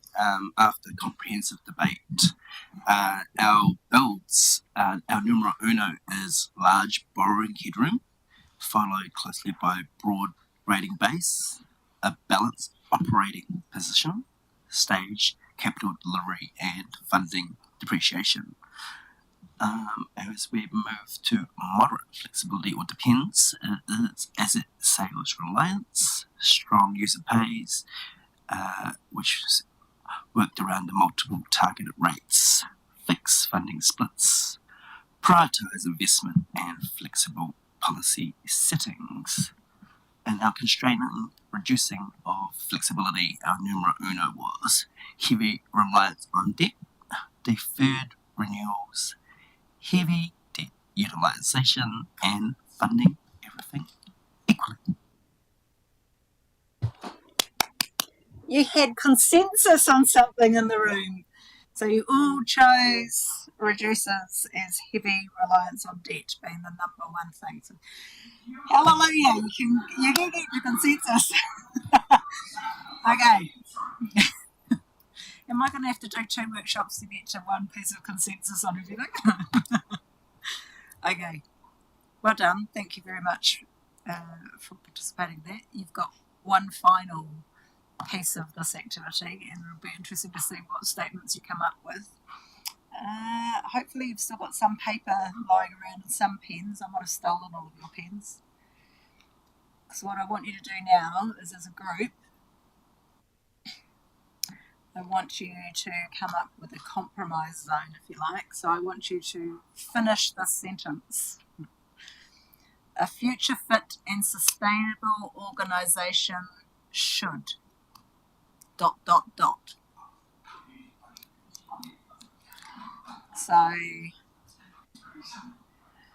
it can be a very long sentence. It can be a paragraph if you want. But so a future fit and sustainable organisation should.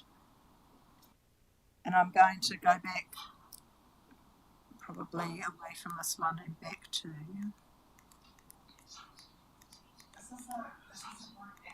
That's a group activity. You're going to have to agree on a statement.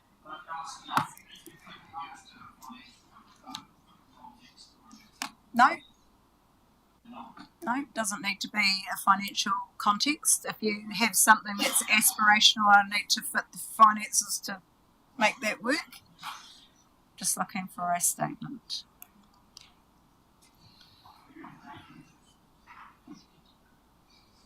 But sustainable probably does mean that there's a financial aspect to it in terms of being able to keep the lights on.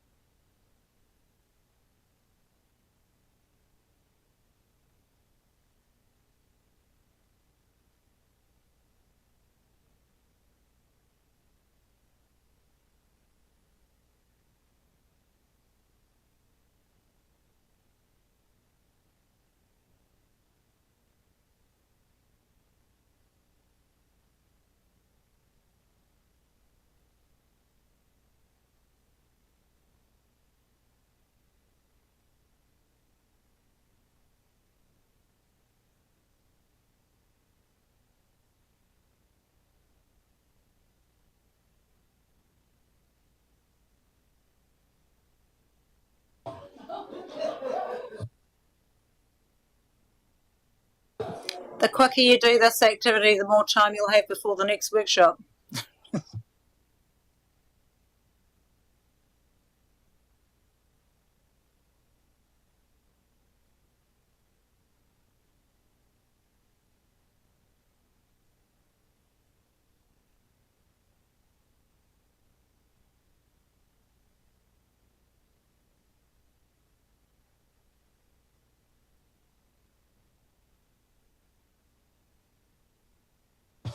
Councillor Barker, are you ready to go at that back table?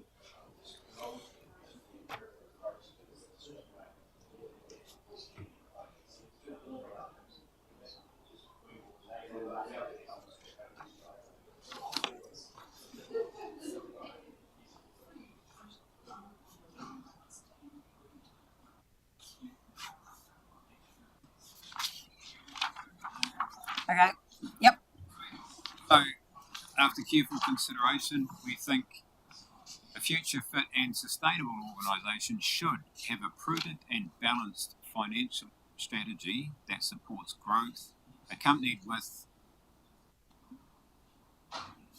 an aspiration to increase the livability of your district. Nice. Thank you very much.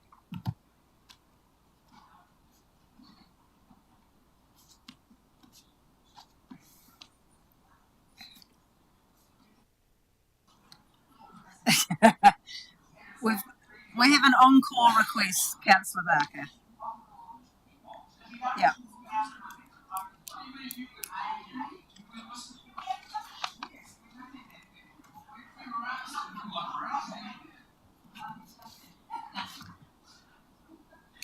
You're used to the sound of my Whakarongo mai, we're going to listen to Mike present the last statement for this group. Kia ora. Thank you so much. So, a future fit and sustainable organisation should have a prudent and balanced financial strategy that supports growth, accompanied with an aspiration to increase the livability of your district.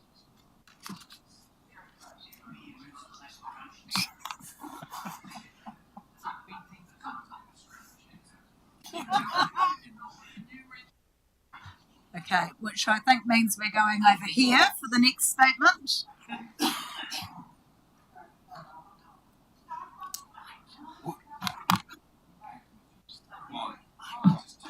Oh, sorry. Off with the mic, Mike.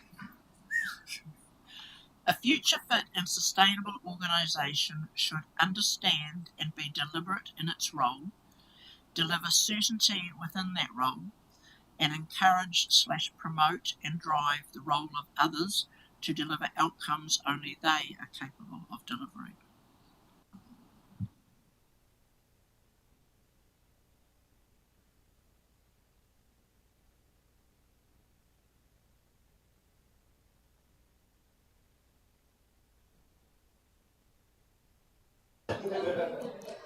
Okay, and final table, although I think they're not quite finished, and I think it's an essay.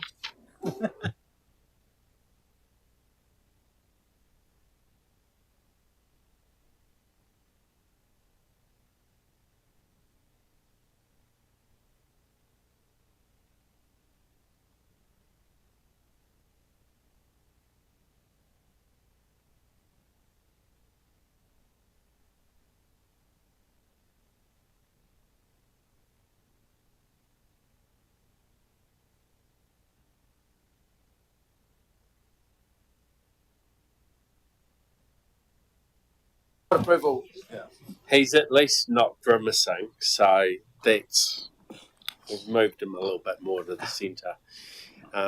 We are long-term, impact-driven, community-focused council, adaptable, future fit.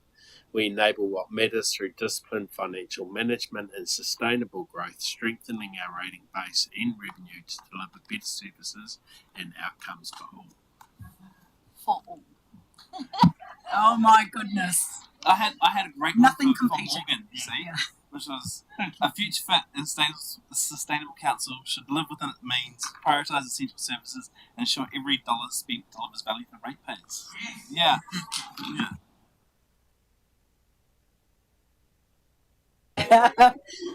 We won't talk about the sticker exercise from last workshop then, will we?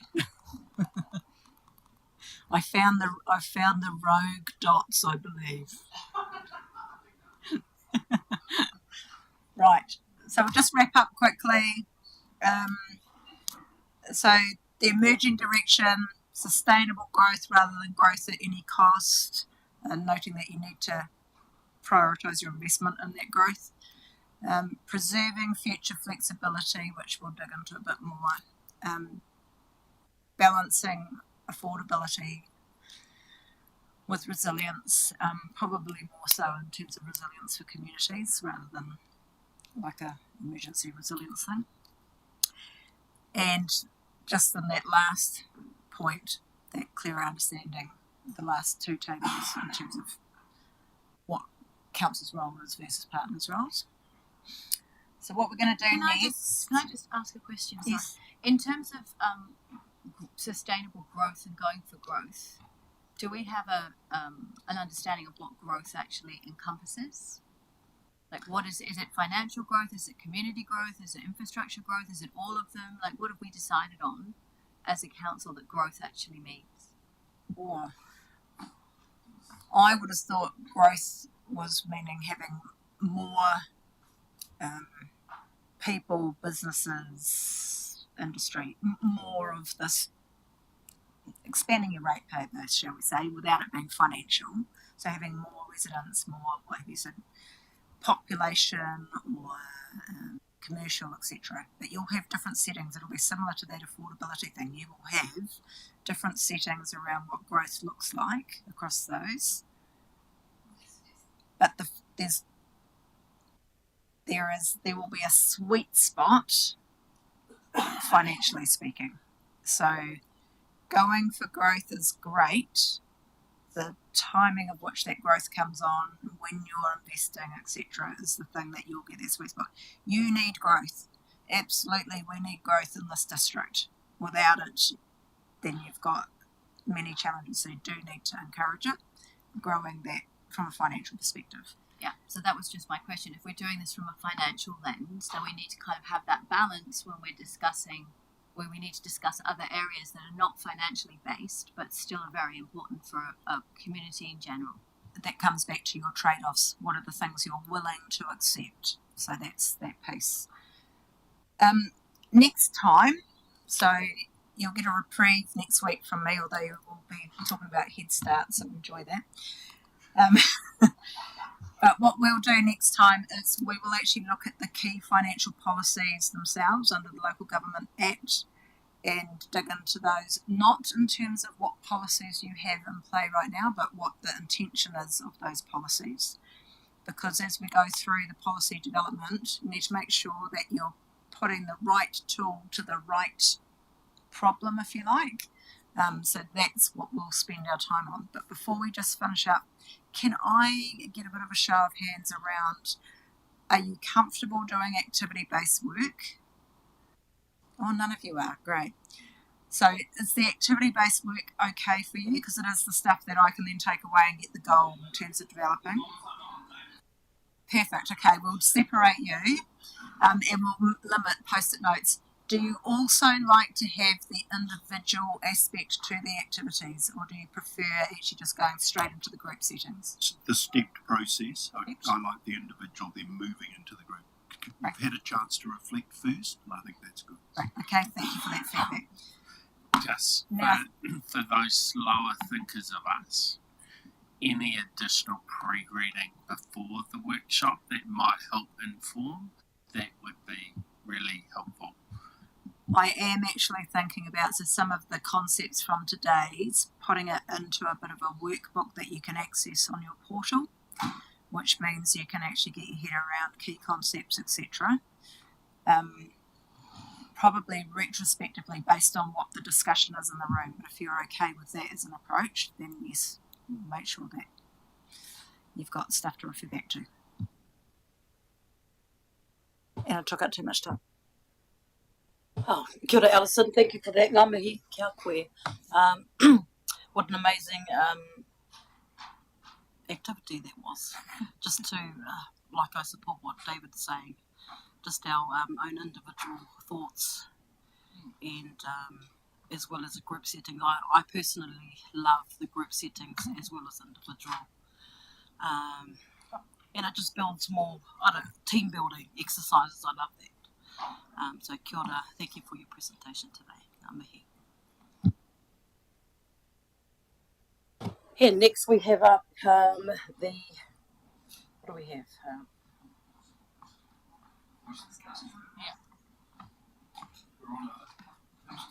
2:30. So 2:30 we're back here in 6 minutes.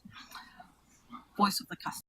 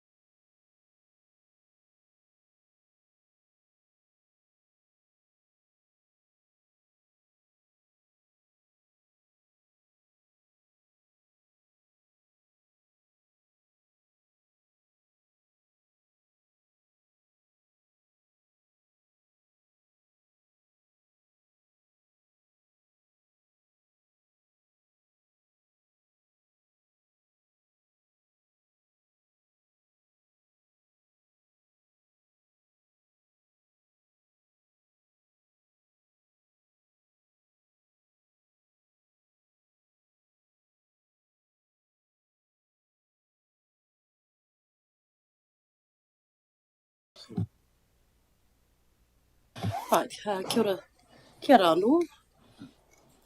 Kia ora Brent and Vi, no mahara mai. Thank you for being here today to present the annual Resident Satisfaction Survey, Voice of the Customer, 2026. Kia ora ngā mihi, and I'll hand it over to you.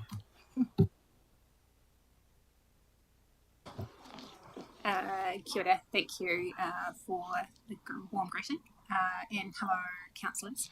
So yes, today we're going to present the annual Resident Satisfaction Survey report for 2026. The survey was carried out between 22 April and 17 May this year, so just recently. The survey is one of several ways that council gathers feedback from the community, and it provides a useful snapshot of community sentiment at a point of time. In this workshop, as we get through into it, we're not seeking any decisions today. It is merely to present the findings to elected members. Cool. So yeah, purpose of the presentation, present the findings and highlight the key themes emerging from the feedback. And you would have seen a pretty comprehensive document that we sent through with all of the findings in it. I do take that as read, but just wanted to point out that the main author behind that is actually sitting in the room right now. It is one of the cadets that we have through the Mayor's Task Force for Jobs. So Caleb over there, just wanted to give him that kudos.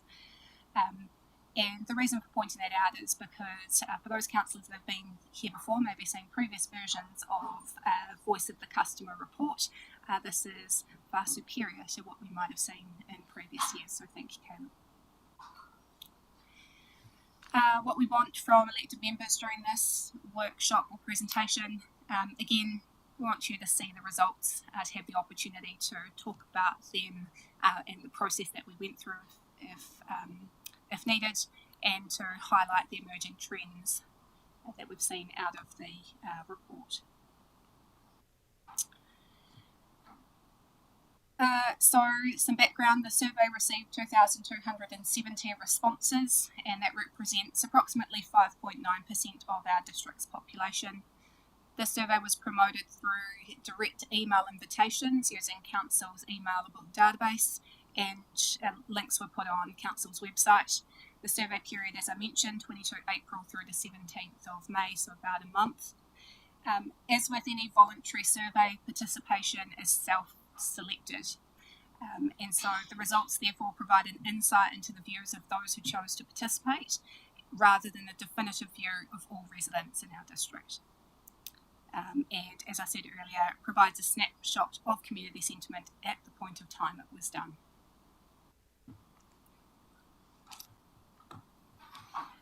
So overall, NPS moved to -6.8. That is a marginal improvement from last year, which was -7.1. And our overall CSAT, which is customer satisfaction, moved again marginally, but this time it declined to 62% from last year's 63.26%. We also saw a decline in the number of participants in the survey this year round. And so the numbers on the right hand of the presentation that you can see there in colour at the top is the 2026 participants and what that looked like. And then sort of greyed out, and you'll see the 2025 and 2024 numbers there as well. So quite a significant decline in those that chose to participate. Just also on that note, this year we did provide an incentive for people to participate in the survey. We did say that everyone who wanted to and put their email addresses forward would go into the draw to win a civil defence emergency management pack. Last year, interestingly, we did not incentivise it, yet we received less responses this year.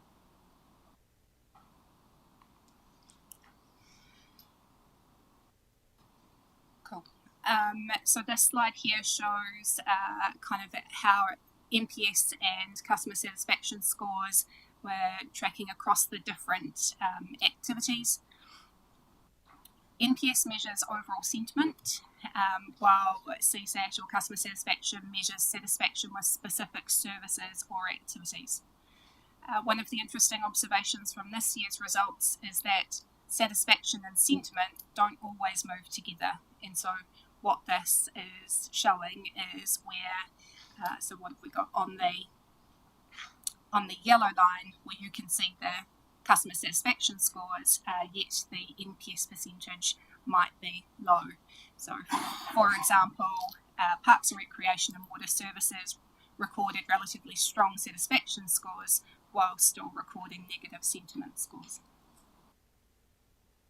And so this suggests that respondents may be satisfied with individual services while still holding some sort of broader concerns about the category overall. Emerging themes. So in addition to the quantitative results, we reviewed the written feedback provided by respondents as well. And Caleb actually went through the 20,000 comments that were provided by respondents to pull out these themes. While people commented on a wide range of issues, several themes emerged consistently across multiple categories and comments. Healthcare access was one of the most frequently raised topics, particularly access to GPs, specialist services, and appointment wait times. Population growth was another recurring theme, often linked to housing availability, infrastructure capacity, and planning for the future of the district. Respondents also commented on communication and consultation, including transparency, community engagement, and decision-making processes into their comments. Broader community wellbeing themes were also seen throughout the survey comments, including Lake Horowhenua, community safety, affordability, and a sense of pride in the district. But equally, it's also important to note that when those that self-selected and decided to participate in the survey, we had a range of those who wanted to provide us with some very frank, honest opinions of where we might be lacking, but also there were some responses that came through that were positive and identified a number of areas where they valued highly some of the services that we provide. And so libraries, community facilities, the aquatic centre, waste and recycling services, parks and reserves, and helpful frontline staff were identified as part of the comments as well.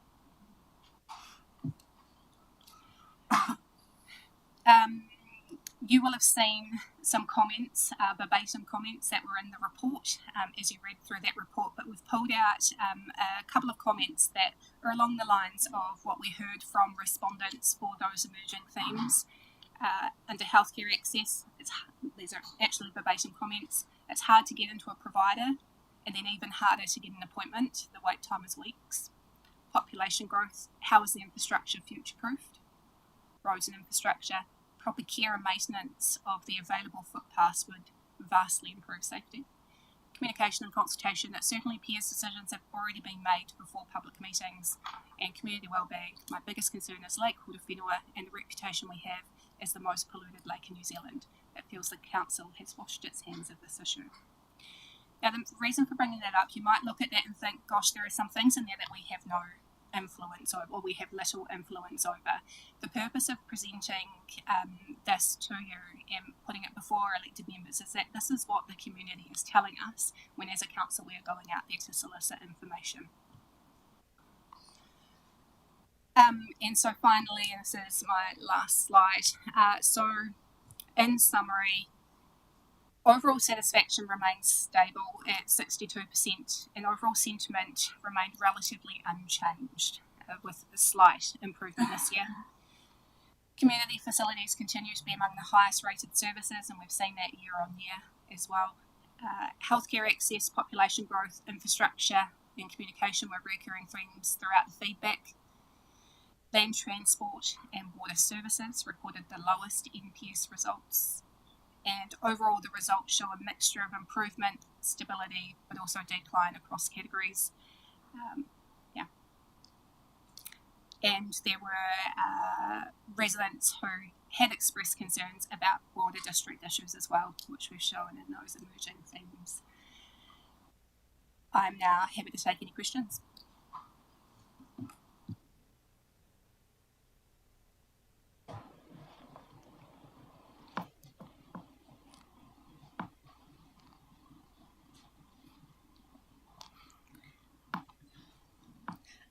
Just in terms of just my understanding. So was last year just email, or was it just this year you decided to email the survey results? And then secondly, is there any way that we can kind of aggregate those results in terms of, I'm really interested to see who was youth, who was senior, who was Māori, who was renters, etc. Otherwise, we could be getting a survey from an older generation who always responds and are the same ones who talk to us every single year, and so therefore it's only a very small part of our community and it doesn't represent that wider community. So those two questions would be great. Thank you. Thanks for the questions, Councillor. So, and that's the first one around email. We've emailed it for several years now. There was a difference in the way in which we emailed it this year than in previous years. So in previous years we have sent 1 or 2 surveys out per email that went out for the type of survey or activity.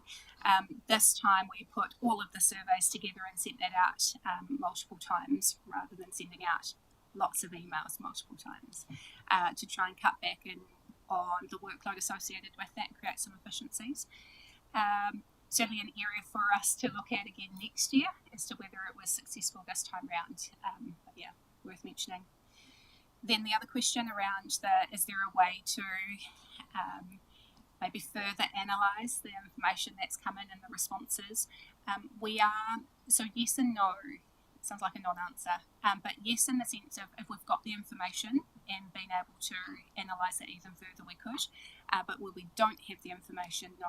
So things like age, we might be able to, well, actually, for some of the surveys, yes. For others of the surveys where we don't ask you for your age, for example, we won't be able to do that. We could probably do a little bit more around analysis of different areas of the district as well, so whether there are views specifically. You might have read in the report around Foxton Beach and water, for example, we were able to pull that out. So, yes, is that some of the work that might be required by officers anyway? We're looking to understand what this means for us and kind of what this feedback says. Probably.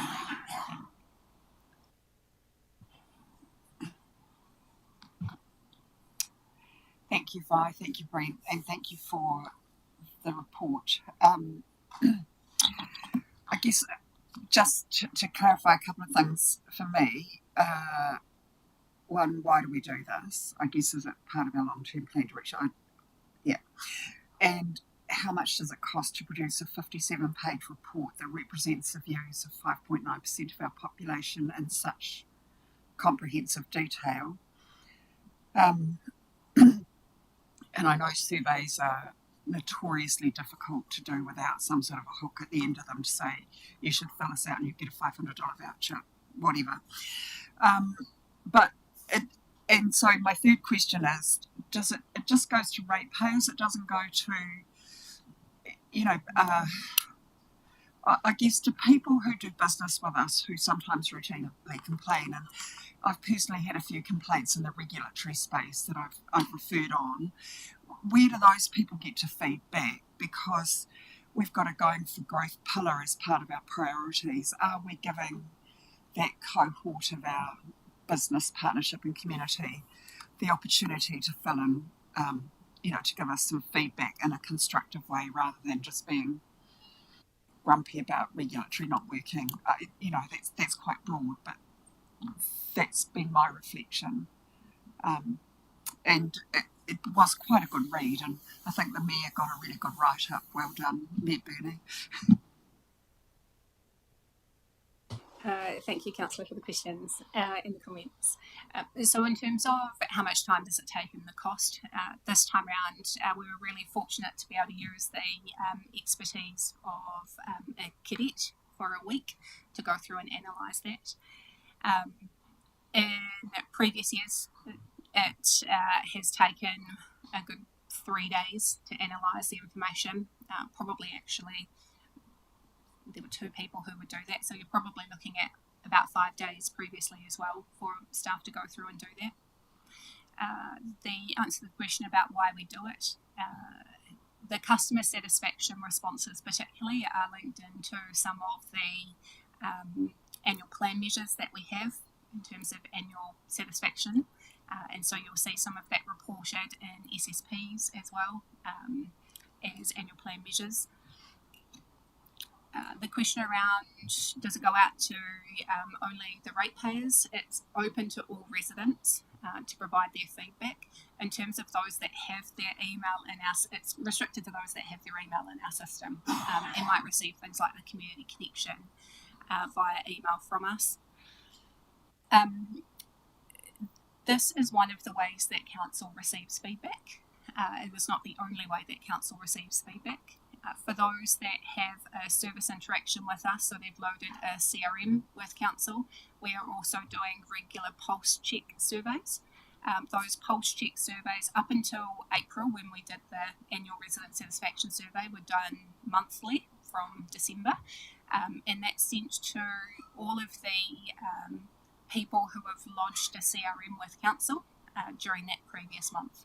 And so we do actively solicit feedback from customers who have interacted with council via the CRM process as well. That data and those results are not in this Voice of the Customer document. This is purely around the annual resident satisfaction survey process, so during that 1 month period. So just as supplementary, would it be in the OPR that we would expect to see some of those pulse check or those other surveys that you do? Is that where we would see a summary of those CRMs and the satisfaction as a result of them being closed? Things like that, because I know when we do couple with the counsellor, there's kind of like a CRM register set up of the people who come in. So where do they feature as, you know, like there seems to be a whole lot of inputs into council about satisfaction or otherwise. How do they all get drawn together? That's a good question. Those that go, so the survey responses, so where we have sent it out to a customer or to someone to participate in the sort of survey collection process, that will be all captured into the system that we use called Ask Nicely. We can analyse that and then we can produce some findings from that. Where there is feedback that might come into council in a different mode, so it might be there's a letter that's sent into council, or it's sitting in CRM but they choose not to go through the pulse check process or participate in that to give us feedback. That won't feature in here, and maybe that's providing us with an action to go away and think about how we pull all of that together and provide a more holistic view. The second part of that question was around whether it might feature in the OPR. So yes, some of it does feature in the OPR, particularly in in the regulatory space, we will see some updates. There might be something in there from customer service, but it also shows in the key priorities as well. So and the annual plan reporting, where we are showing continuous improvement that might come out of customer feedback. So we do have some comments that are added into that as well. I'm just wondering regarding like the 5.9% population represented, were there other ways to kind of get more responses, maybe like a tablet or a kiosk, just in maybe like high population areas like libraries, pools, where you can just maybe put your responses, or even if you do it on Nintendo, maybe just like something like that, you can like be able to get some extra responses just for future. Thanks, Councillor Young. Yeah, great suggestions. Yes, there are ways that we could improve the participation rate. It can range from a number of things, like making it more available, putting it before people. We could extend the survey period. There's lots of things that we could do, and certainly we'll take what we found this year away and look at reviewing that for next year's process too.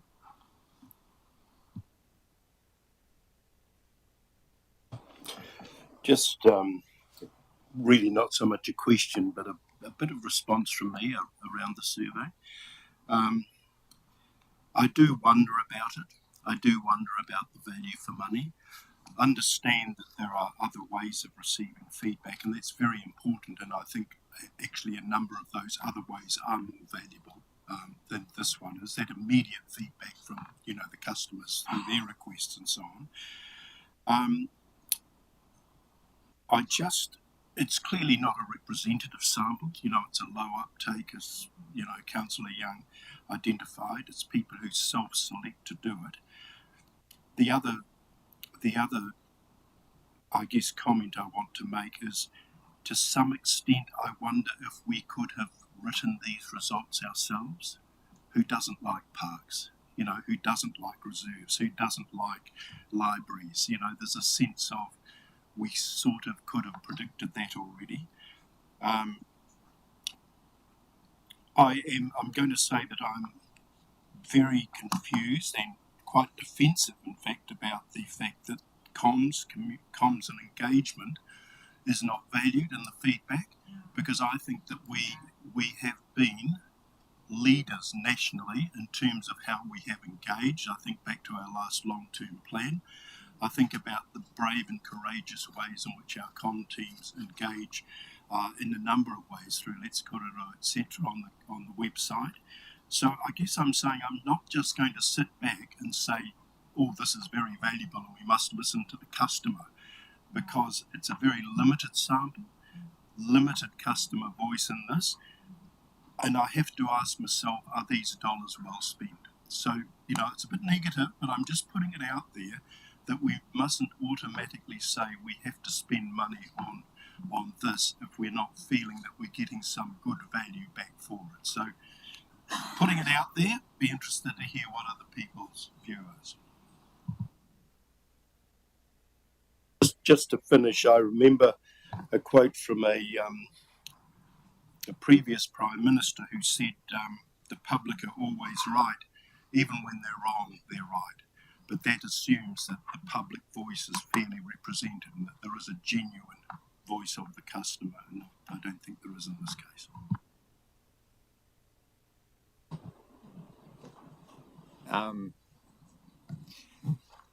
Given that I think people are way more prone to repeating bad stories than good ones, and the low response rate, and then the thing about statistics, lies, damned lies and statistics, my concern is that, is this a real picture, or are we just, you know, the negative stuff we're getting back is just because those people are the only ones who can be bothered responding? So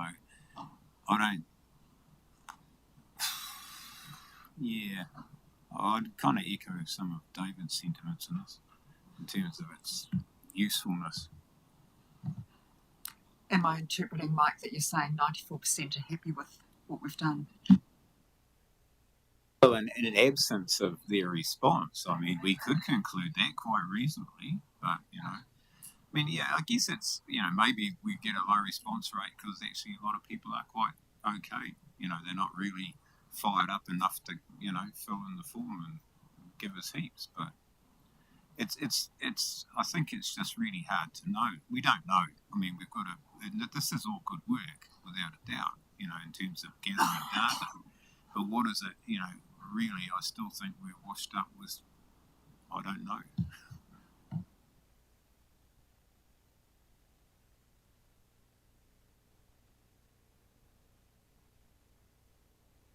Are there any any more further questions anyone's got?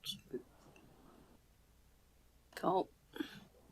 I just want to say I understand where you're coming from, Mike. I think community voice is essential. It's really important. That's, you know, partly why we're here. But I am concerned that there was such a small uptake, and it just went out to the residents that you have online. So we didn't get a good interpretation of the community feel, and it might be something to think about in terms of how do we approach this, where do we go, what would be the best way in which we could try and get as many respondees as possible, because a lot of time and effort does go into it. And thank you so much for that week's worth of work and collaboration, because it is huge. But to try and see how we can make it as worthwhile as possible, and email may not be the best way of doing it.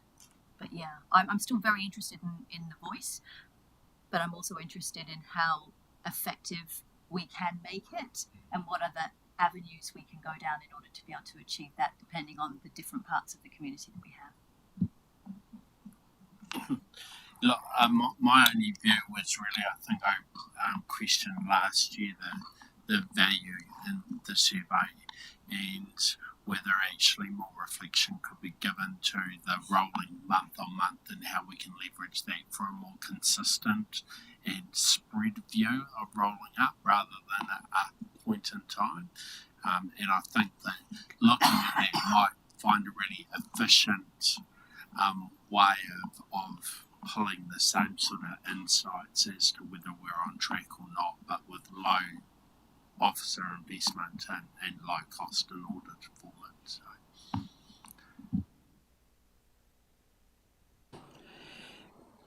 I have some interest in that, Clint, because I think as councillors we're repeatedly getting emails from constituents, phone calls, stopped in the supermarket, messages, and so we have some insight into how that gathering of information works. So maybe it's something we can do as a workshop at some stage. Not wanting to add more work, Bernie's reaching for the microphone. I just wanted to tell everyone that I didn't fill the survey in. All right. No, I didn't. And I didn't get any of my family to do it either. This is a heck of a lot better than what we used to do. I mean, the old days we used to have Horowhenua Waipahu College students making phone calls to people. So, I mean, we're building that base. And look, it's the trends, I think, that are just as equally important as some of the minuses or pluses that go on in these sorts of things.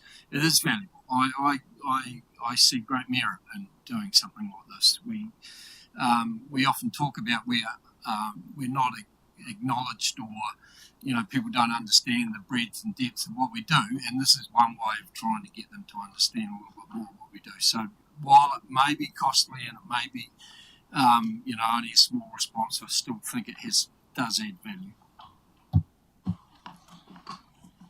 And also, sorry, just to on top of that, and in response to David's comments, how we frame those questions is just as important as anything. I think as anything else. So maybe it's looking at how do we look at those questions to get the most benefit out of them without trying to weight them in any particular way. And I know that's really, really difficult, but yeah, that's something that perhaps we could look at as well, is how do we ask those questions. I'm going to come all the way back to what Councillor Mitchell said right at the beginning, and that is about the drilling down, because what I hear from my ratepayers isn't the comms being good or bad, it's the fact of with the digital comms, if you're not digitally aligned, they're not able to feed in, they're not able to get information. And as a society, we're taking quite big jumps forward in digital connectivity, but our community, 40-odd% of them plus, are not going on that journey with us. And so, to me, there's not enough value at the moment if we aren't connecting with those people. So I do on the side of not wanting it, but I think we do need to do it if we can connect with a wider group of people. And maybe following on from Councillor Young's suggestion that we could have some opportunity for people in other places outside of the email system so we got better buy-in, better uptake. And that includes schools. I'm really interested in the youth voice as well. Sorry to add that. I like that cross section. Can I just ask one little thing I've been thinking? Do we actually ask whether they've completed the survey before? So we can actually track, are we hearing from the same people each year, or are there new people? Thanks for the question. No, we don't ask if they've participated in previous years, but there is a way for us to potentially analyse information year on year for those that have provided us with an email address. To see whether they've previously participated. Only when we've incentivised the participation.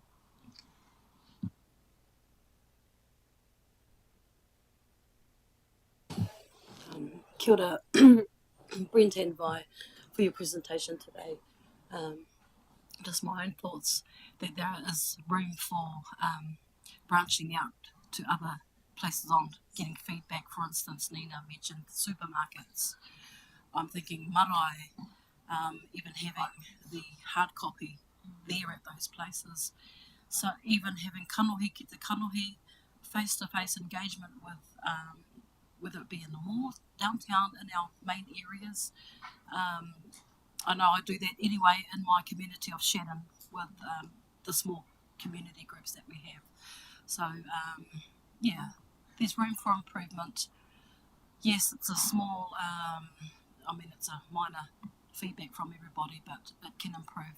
But tēnei ka mihi atu kia korua koutou, e mahi ana tēnei mahi whakahirahira o te kaunihira, and we appreciate all the mahi that you've done so far. E mihi ana. Kia ora.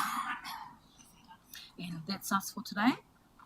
And yes, we're done for today until we've got a head start at 4 o'clock. Yeah, look, I just wanted to remind you of those head start, but look, there's no compulsion to be here. After last week, where we outnumbered the 3 participants by about 4 to 1, and I think